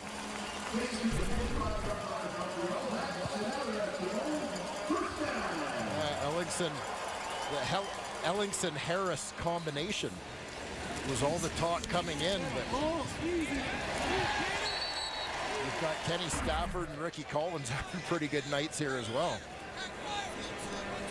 Kenny, 2 touchdowns, 19-yard reception into Montreal territory at the 45. There goes CJ. Loeffler brings him down. Close to another first down, and yes, it will be. They will move the chains. You've got to love, from an Edmonton Eskimo perspective, the balance that CJ Gable and that offensive line are providing with the run game. Everybody knows it's going to be a productive passing offense, but they're doing a good job of not being predictable, keeping the defense off balance, forcing them to honor that run game. Harris putting up a beauty here tonight in his first game with the Eskimos. Final play, third quarter. A J might move the sticks again. Yeah, that's the third quarter. Eskimos leading by 10 on Friday Night Football as we head to the fourth at the Brickfield. Edmonton Eskimos, 4 turnovers, but it hasn't affected their lead right now. They lead by 10 against the Montreal Alouettes. Looks like Antonio Pipkin might come back, but all the talk in the offseason was, how do you replace Mike Riley? The Eskimos go out and get a bona fide potential all-star quarterback in Trevor Harris, who did great things in Ottawa and has brought them west, quite obviously, here tonight. Yeah, Trevor Harris is right at home. Obviously, a lot of the concepts within the offense are going to be very similar. Jason Moss having been the previous offensive coordinator in Ottawa before moving to this head coaching position in Edmonton. So while I think some of the terminology, as Jason Moss and Trevor Harris say, a lot of the communication is different, but conceptually based on the same things. So you're seeing a pretty smooth transition for Trevor Harris. Looks like Pipkin might be ready to go. Harris, though, looking to throw a dagger. Maybe. Yes, oh, what a catch. Touchdown. CJ Gable. Well, I thought that was Fred Stamps wearing number 2 for a second with that catch. On Fred Stamps' night. With a catch as spectacular as Freddie Stamps. CJ Gable. Outstanding grab, highlight reel. Here he comes. Yeah, free release from the backfield. Trevor Harris lays it on him. Just over the head of the linebacker, Jean-Gabriel Poulin. Perfectly placed ball, CJ Gable. Tremendous catch. He's always been a fantastic receiver. He had a couple of highlight reel catches, catch and runs mostly last year. Great hands, finds the end zone, and now the Eskimos open it up. Will be some seriously bad news for the Alouettes, who were 1-9 last year when trailing after 3 quarters, and have not offered much up offensively. Trevor Harris, another touchdown toss. What a striking debut. Concentration, the over-the-shoulder fingertip grab. CJ Gable. How about that drive, 40? Remember where that started, the 1-yard line. Yeah, they were backed up. Started with a handoff to Gable. I love y'all.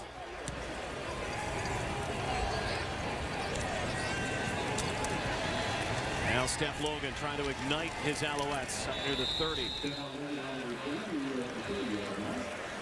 So it is Vernon Adams. Pipkin is still on the sideline and trying to stretch things out. But Vernon Adams, keep in mind, has more experience than Antonio Pipkin. Lost the starting battle to Pipkin, but was in the league a couple of years before Antonio Pipkin, and certainly has the resume, especially at the NCAA level. Vernon Adams Jr. Former Walter Payton Award winner, is a top player at the 1AA level. He was with Eastern Washington, then transferred. Flag downfield here, and might be some sort of illegal contact. Edmonton, number 11. Yep. 10-yard penalty, first down. Alouettes catch a break here. Need a few breaks, down 25-8. Adams is a guy who came into the Canadian Football League with huge expectations. People were obviously well aware of his exploits south of the border and recognized that this was a guy whose skill set would probably be more tailored to the Canadian game than to the National Football League. Williams stand back, look out, track meet. Down near the 25, his biggest run of the new season. Freight train. Williams stand back. Well, good play call here when was blocked by BJ Cunningham on Taekwon Glass to wall him off right here. Pin him to the inside, just enough to allow stand back to get around the corner. I think the Eskimos were thinking that the Alouettes at this point would have to start putting the football in the air. They caught him off guard on the run. Adams. Ryan Jr. Cunningham, B.J. Cunningham, longtime Al, former Michigan State Spartan, coming from an Oregon Duck. Vernon Adams Jr. Played at Eastern Washington. Vernon Adams came into the CFL, missed a lot of fanfare and even controversy.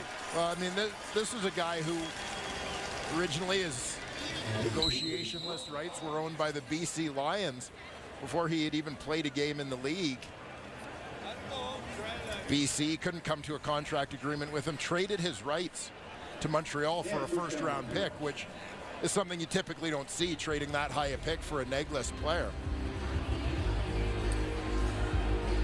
Alouettes, early fourth quarter, find a way to score here, down in the score zone, the red zone. First and 10. Near the 17.5-yard line. Still make this interesting. Here comes the blitz. And Adams, avoids one, escapes again, and Vernon Adams takes a huge shot to the head. And that will bring this ball down near the 1-yard line at 15 on here, as Adams was in a very awkward position and took a huge shot from Vontae Diggs.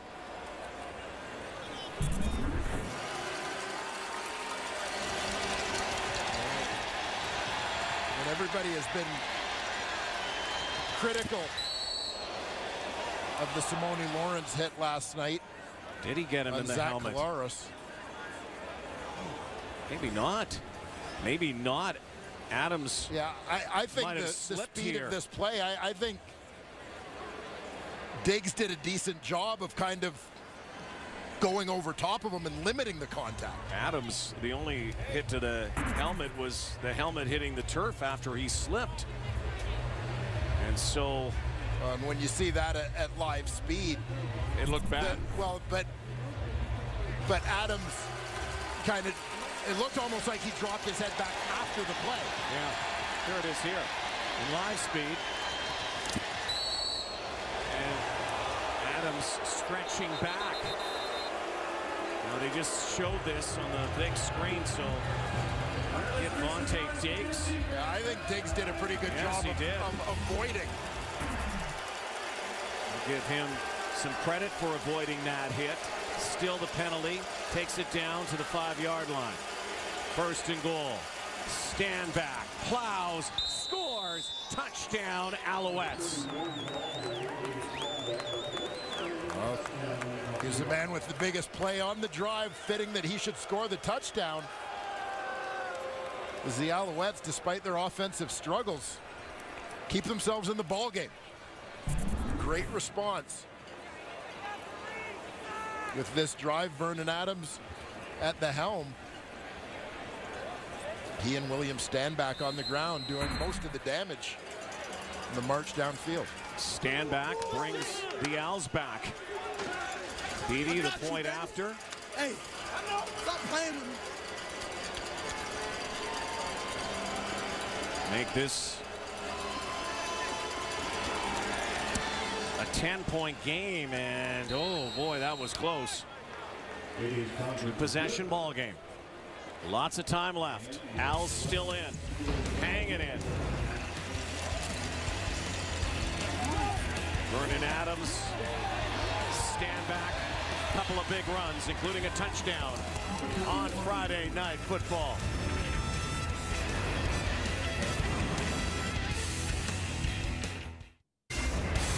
On Coors Light answering the call, we wondered what kind of debut Trevor Harris would have in Edmonton. There's your answer. 30 of 36. 387 yards, 3 touchdown passes, no interceptions so far. Not bad in green and gold to get it started. Back to Rod and Dwayne. All right, thank you, Rod. There he is, William Stanback. Man of the moment for the Alouettes. They need more moments, though, and some momentum. Maybe here. Jordan Robinson spun backwards in a long field again for Trevor Harris. All those numbers that Rod was talking about, and still the Alouettes are still biting at the heels of the Eskimos. Hanging around, and that's where we talked about the turnovers. Usually you talk about the turnover battle dictating the outcome of a game.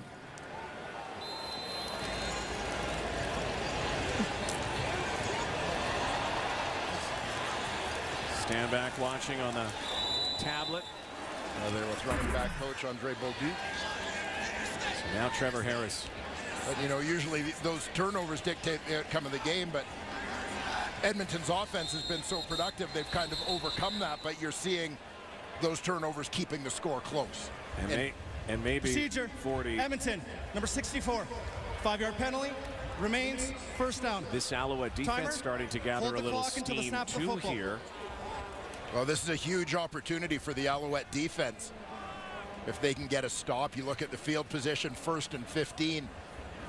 Now to start the drive for Edmonton, you have an opportunity to give your offense a short field with a little bit of momentum. Time count violation. And incompletion. Harris dusted. So now a huge second down. 2nd and 15. In Ottawa, usually you knew where Trevor Harris was going. Usually 82. Maybe 88.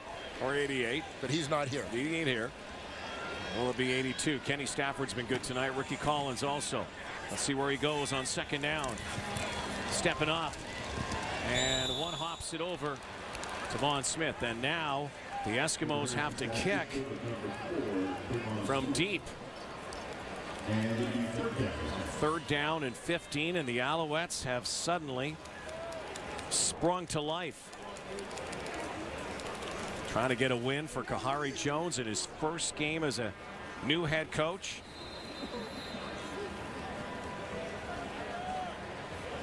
Now will Hugh O'Neill, who's got a very strong leg, boot this out or give up 2. The veteran, number 0. 0's a number. Steph Logan goes backwards now. It's a big block, but that's going to come back.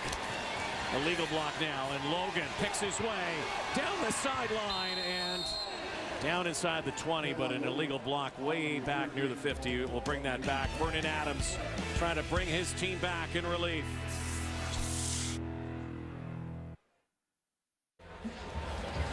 Don't miss the return of the Emmy-winning series critics call addictive and beautifully acted.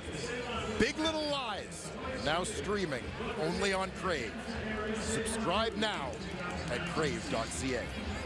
That was one of the best grad promos early in the season. You've been warming up in the offseason, haven't you? I take the promos very seriously, and you should. I mean, the show it's addictive and beautifully acted. And you know what? The thing about that promo, you did not read that promo. Oh, that was just off the top of my head. Oh, what a play here. And downfield for B.J. Cunningham. Fantastic effort from Cunningham along the sideline. Alouettes, watch this. Great read option. Yeah, well, you saw the contained man crash, respecting the run after Williams Stanback gashed the Eskimos on the last drive. That allows Adams to get outside to throw that one. Adams, oh, what a juke there. Larry Dean had him going one way, and Vernon Adams starting to crank it up here after that one-handed catch by B.J. Cunningham for 27. Pickup of almost 5.5 here for Vernon Adams.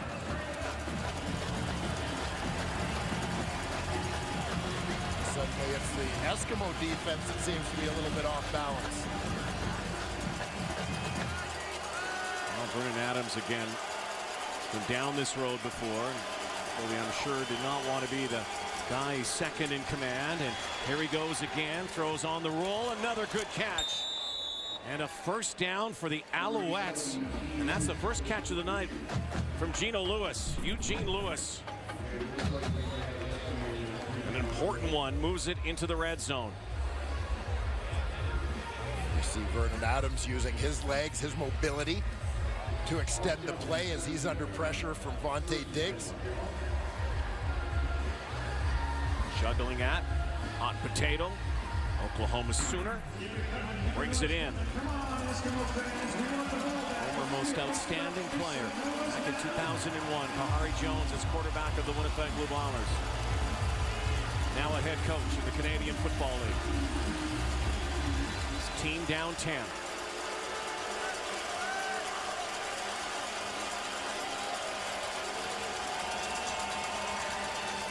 And a substitution here. Coming off the field is Josh Johnson. Perhaps might be concern from the spotters above. Yeah, maybe concern above. So he was tagged out from the 17. Adams, time, end zone, and it is caught. What a catch! B.J. Cunningham, touchdown. And here come the Alouettes. How about that 50-50 ball? Yeah, we had the stand-back drive for the last touchdown. This one's all about B.J. Cunningham. He's the middle receiver just inside the numbers. Number 85 will stop and go, gets the defensive back to set his feet. Taekwon Glass, and then goes up and gets it for his quarterback, Vernon Adams. How about this? Alouettes spring to life. Here in the fourth, B.J. Cunningham wrestles that ball away. Boris Beatty, important point after, makes it a 3-point game here at the Brickfield in Commonwealth. What a thriller we've got now on our first Friday Night Football of 2019. B.J. goes up and gets it, takes it away, and scores.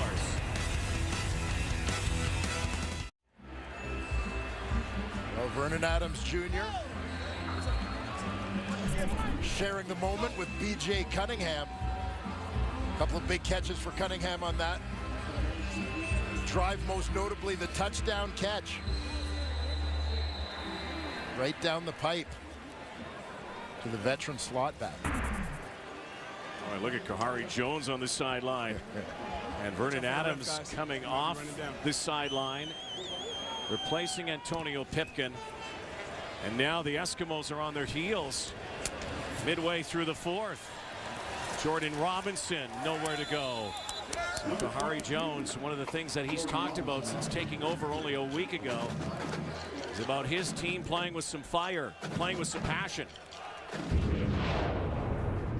I'm kind of a quiet and joyful guy. I love life, but I got a big fire in me, and I think the players see that, and I want them to see that passion that I have for winning. I want them to see the passion that I have for competing.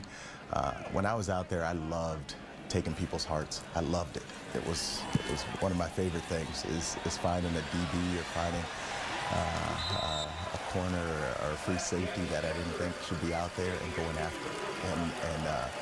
And I want our team to have that mentality. Well, he was an assassin as a quarterback, MOP. And you can see again, you talk to Kahari Jones, the guy away from the field is completely different than the guy we see on the field. And he is a player's coach as well. Kenny Stafford, another big play for the Eskimos. Digs them out of a bit of a hole. And C.J. Gable, good night for the running backs, 40. Yeah, they've impressed both of these guys, C.J. Gable and William Stanback.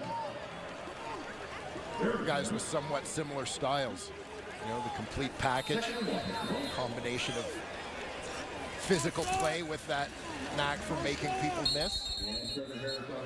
Willing to stick their noses in there and block. Both good receivers out of the backfield. First down, Edmonton, their opening night. First time that these two teams have tangled on opening night. It's 2004 at Montreal. It's their fourth meeting all time. It's not the stereotypical opener for either side. Harris using the clock too. Oh, another one by Gable as he dodges and cuts. That's nice first down production for the Edmonton Eskimos. Situation where you know the defense is expecting the run, but they're able to produce just the same. McCarty washing things down on the backside to create a cutback lane for Gable. Trevor Harris, as we've seen in the live mic games, so vocal, barks those signals out. Timeout, Edmonton. And the Eskimos use a timeout here. Obviously, Jason Moss didn't like something that he saw in that configuration. That timeout came from the sideline.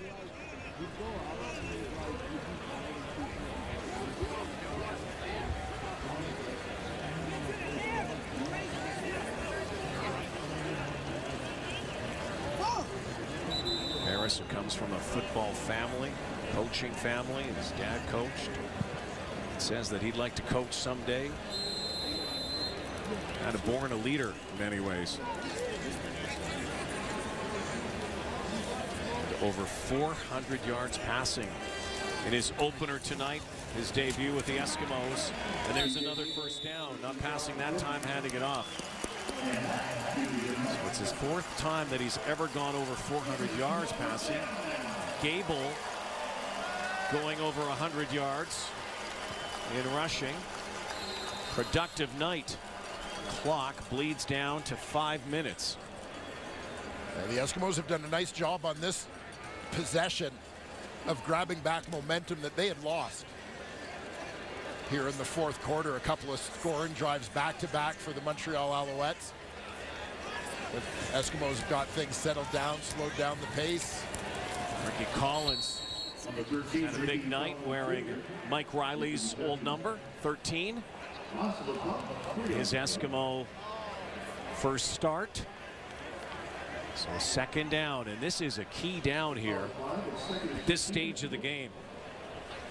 Well, it is ideally, if you're Edmonton, you'd like to hold on to the football, continue to move it. But again, the fact that to this point, you've flipped the field a little bit in terms of that field position. You've eaten up some time on the clock, and you've given your defense a chance to rest. So this has been a successful drive already, as far as I'm concerned, for the Eskimos. Harris reels everybody back, changes the play, draw play, and that was spied perfectly. What a play here by the Alouettes at the perfect time defensively. And the drive will stall for the Eskimos as Antonio Simmons brings down C.J. Gable, the shoestring tackle. And number 93, Simmons, coming hard off the edge from his defensive end spot. Takes a little bit of a gamble, jumping inside on the play, anticipating the run. If that was one where Trevor Harris had pulled the ball and booted outside, he'd have had all kinds of room. The Eskimos, for all of their production offensively tonight, are clinging to a three-point lead and have to boot it away. Hugh O'Neill. Oh, this is a monster punt. Steph Logan Brought down by Money Hunter. That's money.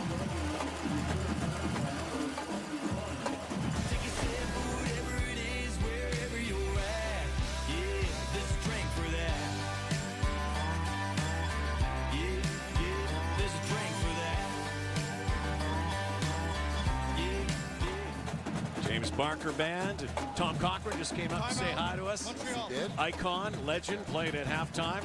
It's great to see Tom. That song Big League, such a tribute now to those in Humboldt and Life is a Highway. The fans enjoying it here. The big band, part of the CFL season. Timer, please reset the game clock to 3 minutes and 12 seconds. So what do you think here the MO is offensively?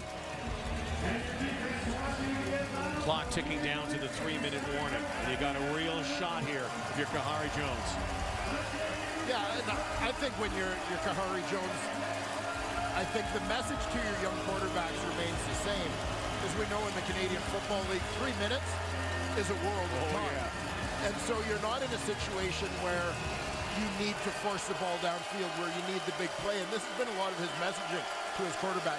Take those checkdowns, take what they give you, make the simple throws, and put together drives. They have time to do it, and they've done it back-to-back here. Loads of time for Adams, who took a shot and then takes a shot downfield. Once again, it's Lewis. Vernon Adams. Great protection, great patience. You know, I mean, this is a ball thrown down the field, but this isn't a ball forced down the field. You see the levels here. You'll see Eugene Lewis was wide open when Vernon Adams threw this ball. He threw the ball. He wasn't under duress. He's got good protection. He's got time. Lays it in there to a wide open receiver. Take what they give you. That's what they gave you. Sewell with the shot. Lewis, 31-yarder. Adams is 6 for 6 since he came in. Now a little pump fake.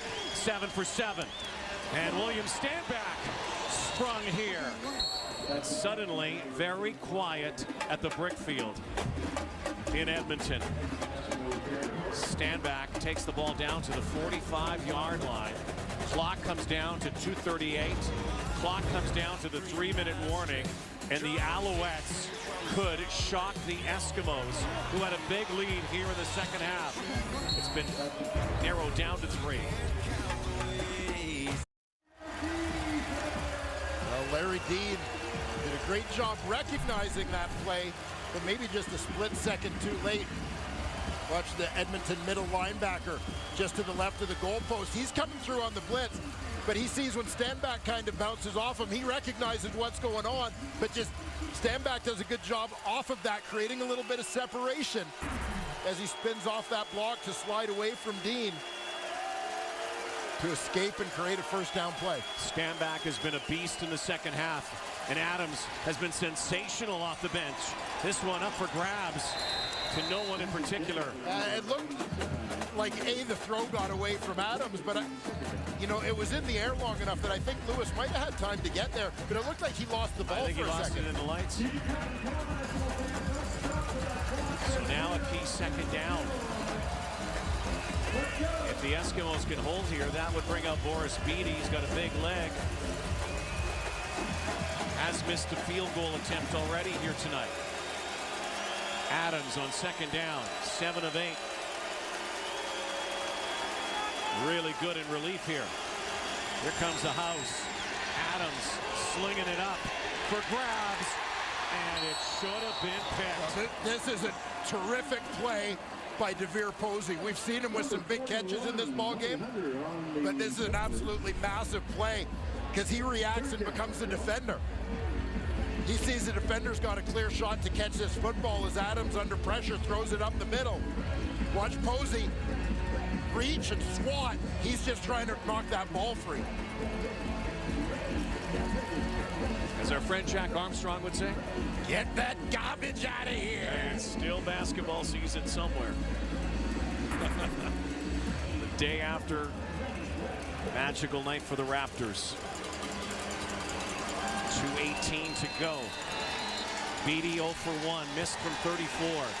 Big leg though. This to tie the ball game from the 52.5-yard line. Here is the kick. It is up, and this looks good. It is good. Huge one here, and we are square at 25. What a fourth quarter for Vernon Adams and the Montreal Alouettes. Stunning the Eskimos, who looked like they were well in control. And Boris Beatty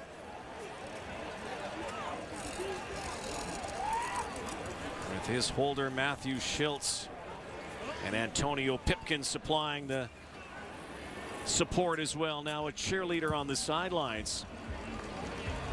There's that fire from Kahari Jones. He said he wanted them to compete regardless of the score.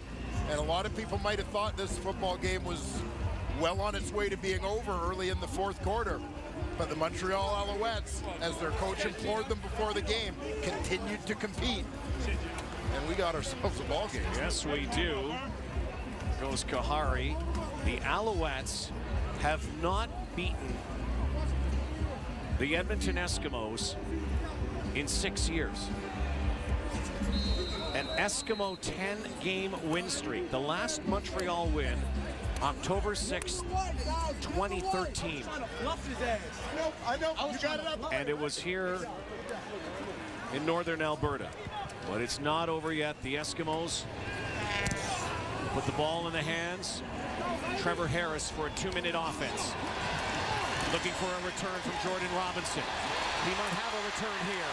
He might have a return here. Finally brought down at the 40. Good starting point for Edmonton.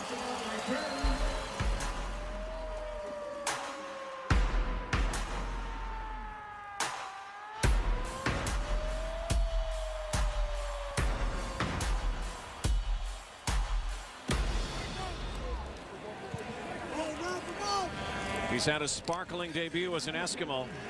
31 of 39, over 400. 3 touchdowns for Trevor Harris. Can he lead his Eskimos to his first win? An out pattern. Stafford couldn't sprint that down, and another critical second down here. The Alouettes could get the ball back. Yeah, second and long, an opportunity to put on the pressure for the Montreal Alouettes defense.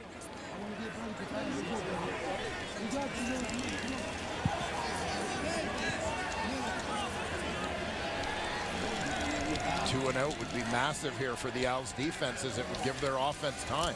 Eskimos 17 for 24 on second down. This one successful. Collins all the way down near the 25-yard line. Huge play.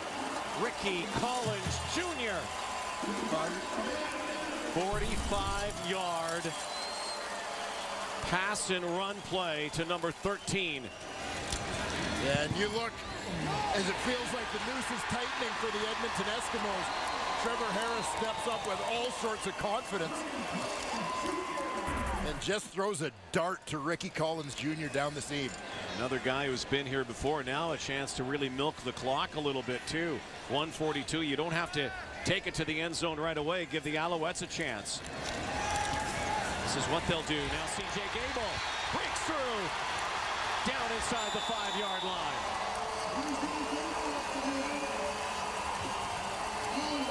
Huge night for C.J. 24-yard romp. And Alouette defense feeling suddenly rocked by the jolt of that clutch throw from Harris to Ricky Collins. Now teetering near the goal line. Near the 2-yard line. Gable over 140 yards rushing.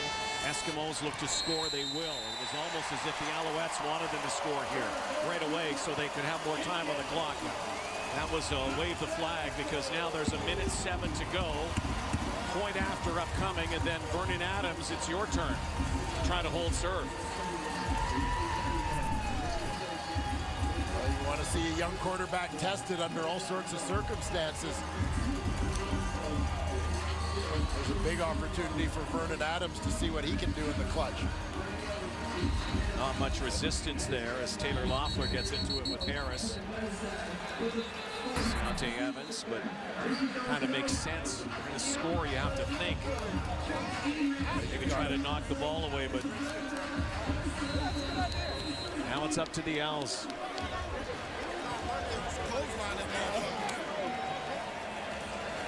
Yeah, what a response to that fourth quarter adversity by Trevor Harris and the Eskimos offense. Took less than a minute. But the Alouettes have counterpunched tonight as well, and a big touchdown drive for Trevor Harris, trying to get his first W as an Eskimo quarterback. This was enormous.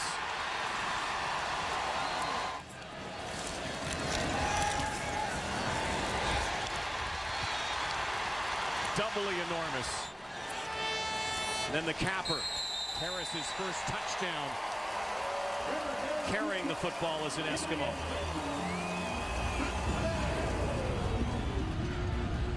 Here's their general manager, Brock Sunderland.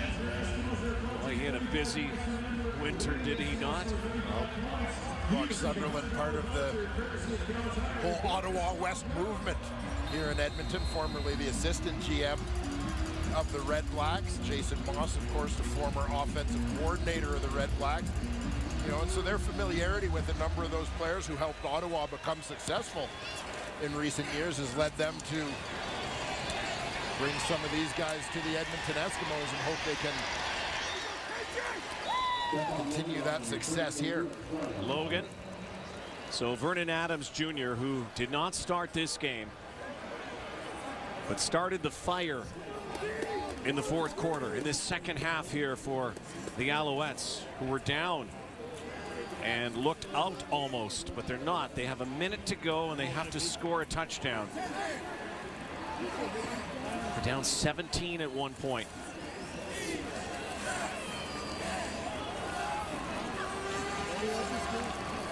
Well, the Alouettes have... Blindside block, Montreal, number 80. That's not going to make it easier. Goal, first down.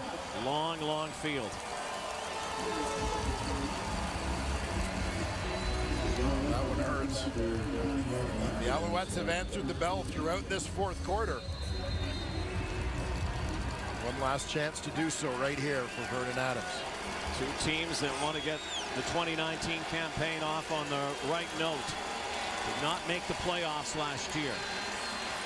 Now Adams going deep and looking for Posey, and it's picked off. Anthony Orange has his first in green and gold. And there are penalty flags afterwards. First game as an Eskimo. And Orange may have just sealed the deal. And understanding you've got to push the ball a little bit here, obviously, given the timing. I felt that one might have been a bit of a force by the young quarterback, though. Posey was well covered. Orange had 5 interceptions with the BC Lions last season.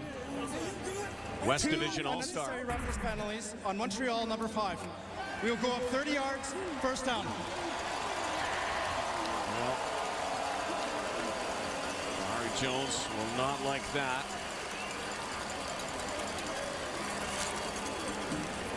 Here Posey losing some composure here after that peck by Anthony Orange. And one of Brock Sunderland's acquisitions in this offseason, and Orange coming back from shoulder surgery. This has to feel so good. Oh, yeah. It's easy. It's light work. Now the Eskimos can put the sails up, it seems, with 52 to go. Team that last year 6-3 and then finished 3-6. Tight race in the West and ended up the outside looking in. So here's a last gasp from Kahari Jones, likely Working on some interference or perhaps roughing the passer. Montreal is challenging the previous play for roughing the passer. The play will be reviewed. And maybe it is roughing the passer, and if it is, this could change the complexion again. Let's take a look. Yeah, keep an eye on Nick Usher here. He's going to come all the way around the horn. And he'll be the guy chasing Vernon Adams from behind as he steps up in the pocket.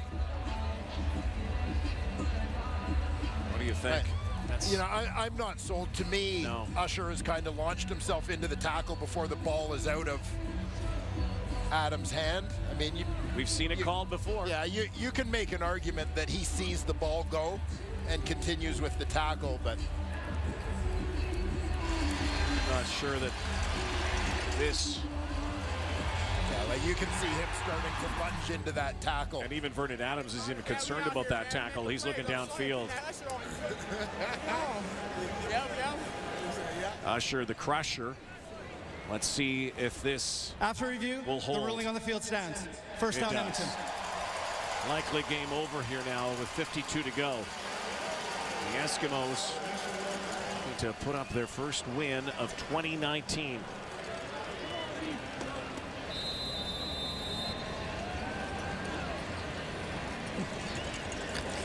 How about next week? We're out here for this one. Guess who's coming back to town? You know it, Mike Riley's return. Tomorrow night, Riley has the Blue Bombers. C.J. Gable goes hurtling through the air. Montreal has a bye next week. Hamilton, June 28th. And likely looking for their first win unless something really unforeseen happens here. What a debut for number 7. Yeah, fantastic for Trevor Harris. 447 yards passing. That's 41 from his career high.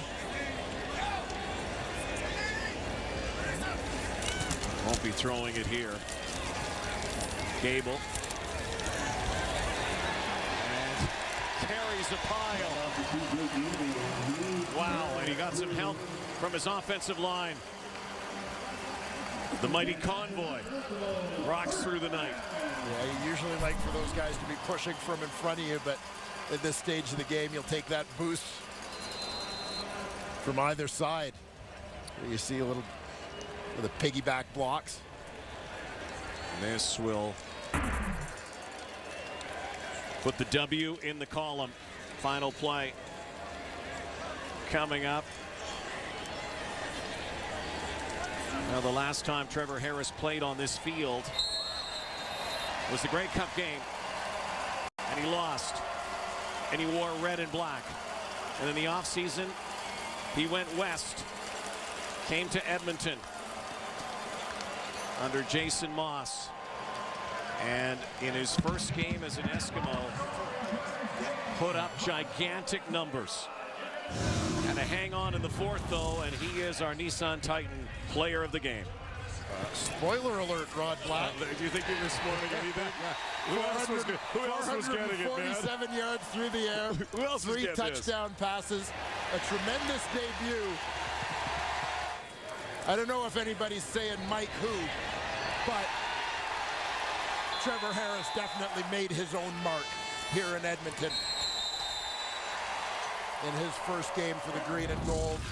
And with that, he is our nice Nissan Titan player of the game. Official vehicle of the CFL. Yes, he is. And what could be here in Edmonton? That's the great mystery of this game. 17 more to go in the regular season. The Eskimos get win number 1. Devere Posey's not happy. Kahari Jones still looking for his first win as a head coach. Final score here tonight, 32-25. Eskimos, we've got a doubleheader tomorrow. Rematch of the Grey Cup game. And then in BC, blue and gold against the orange and the Lions. Salute to Fred Stamps.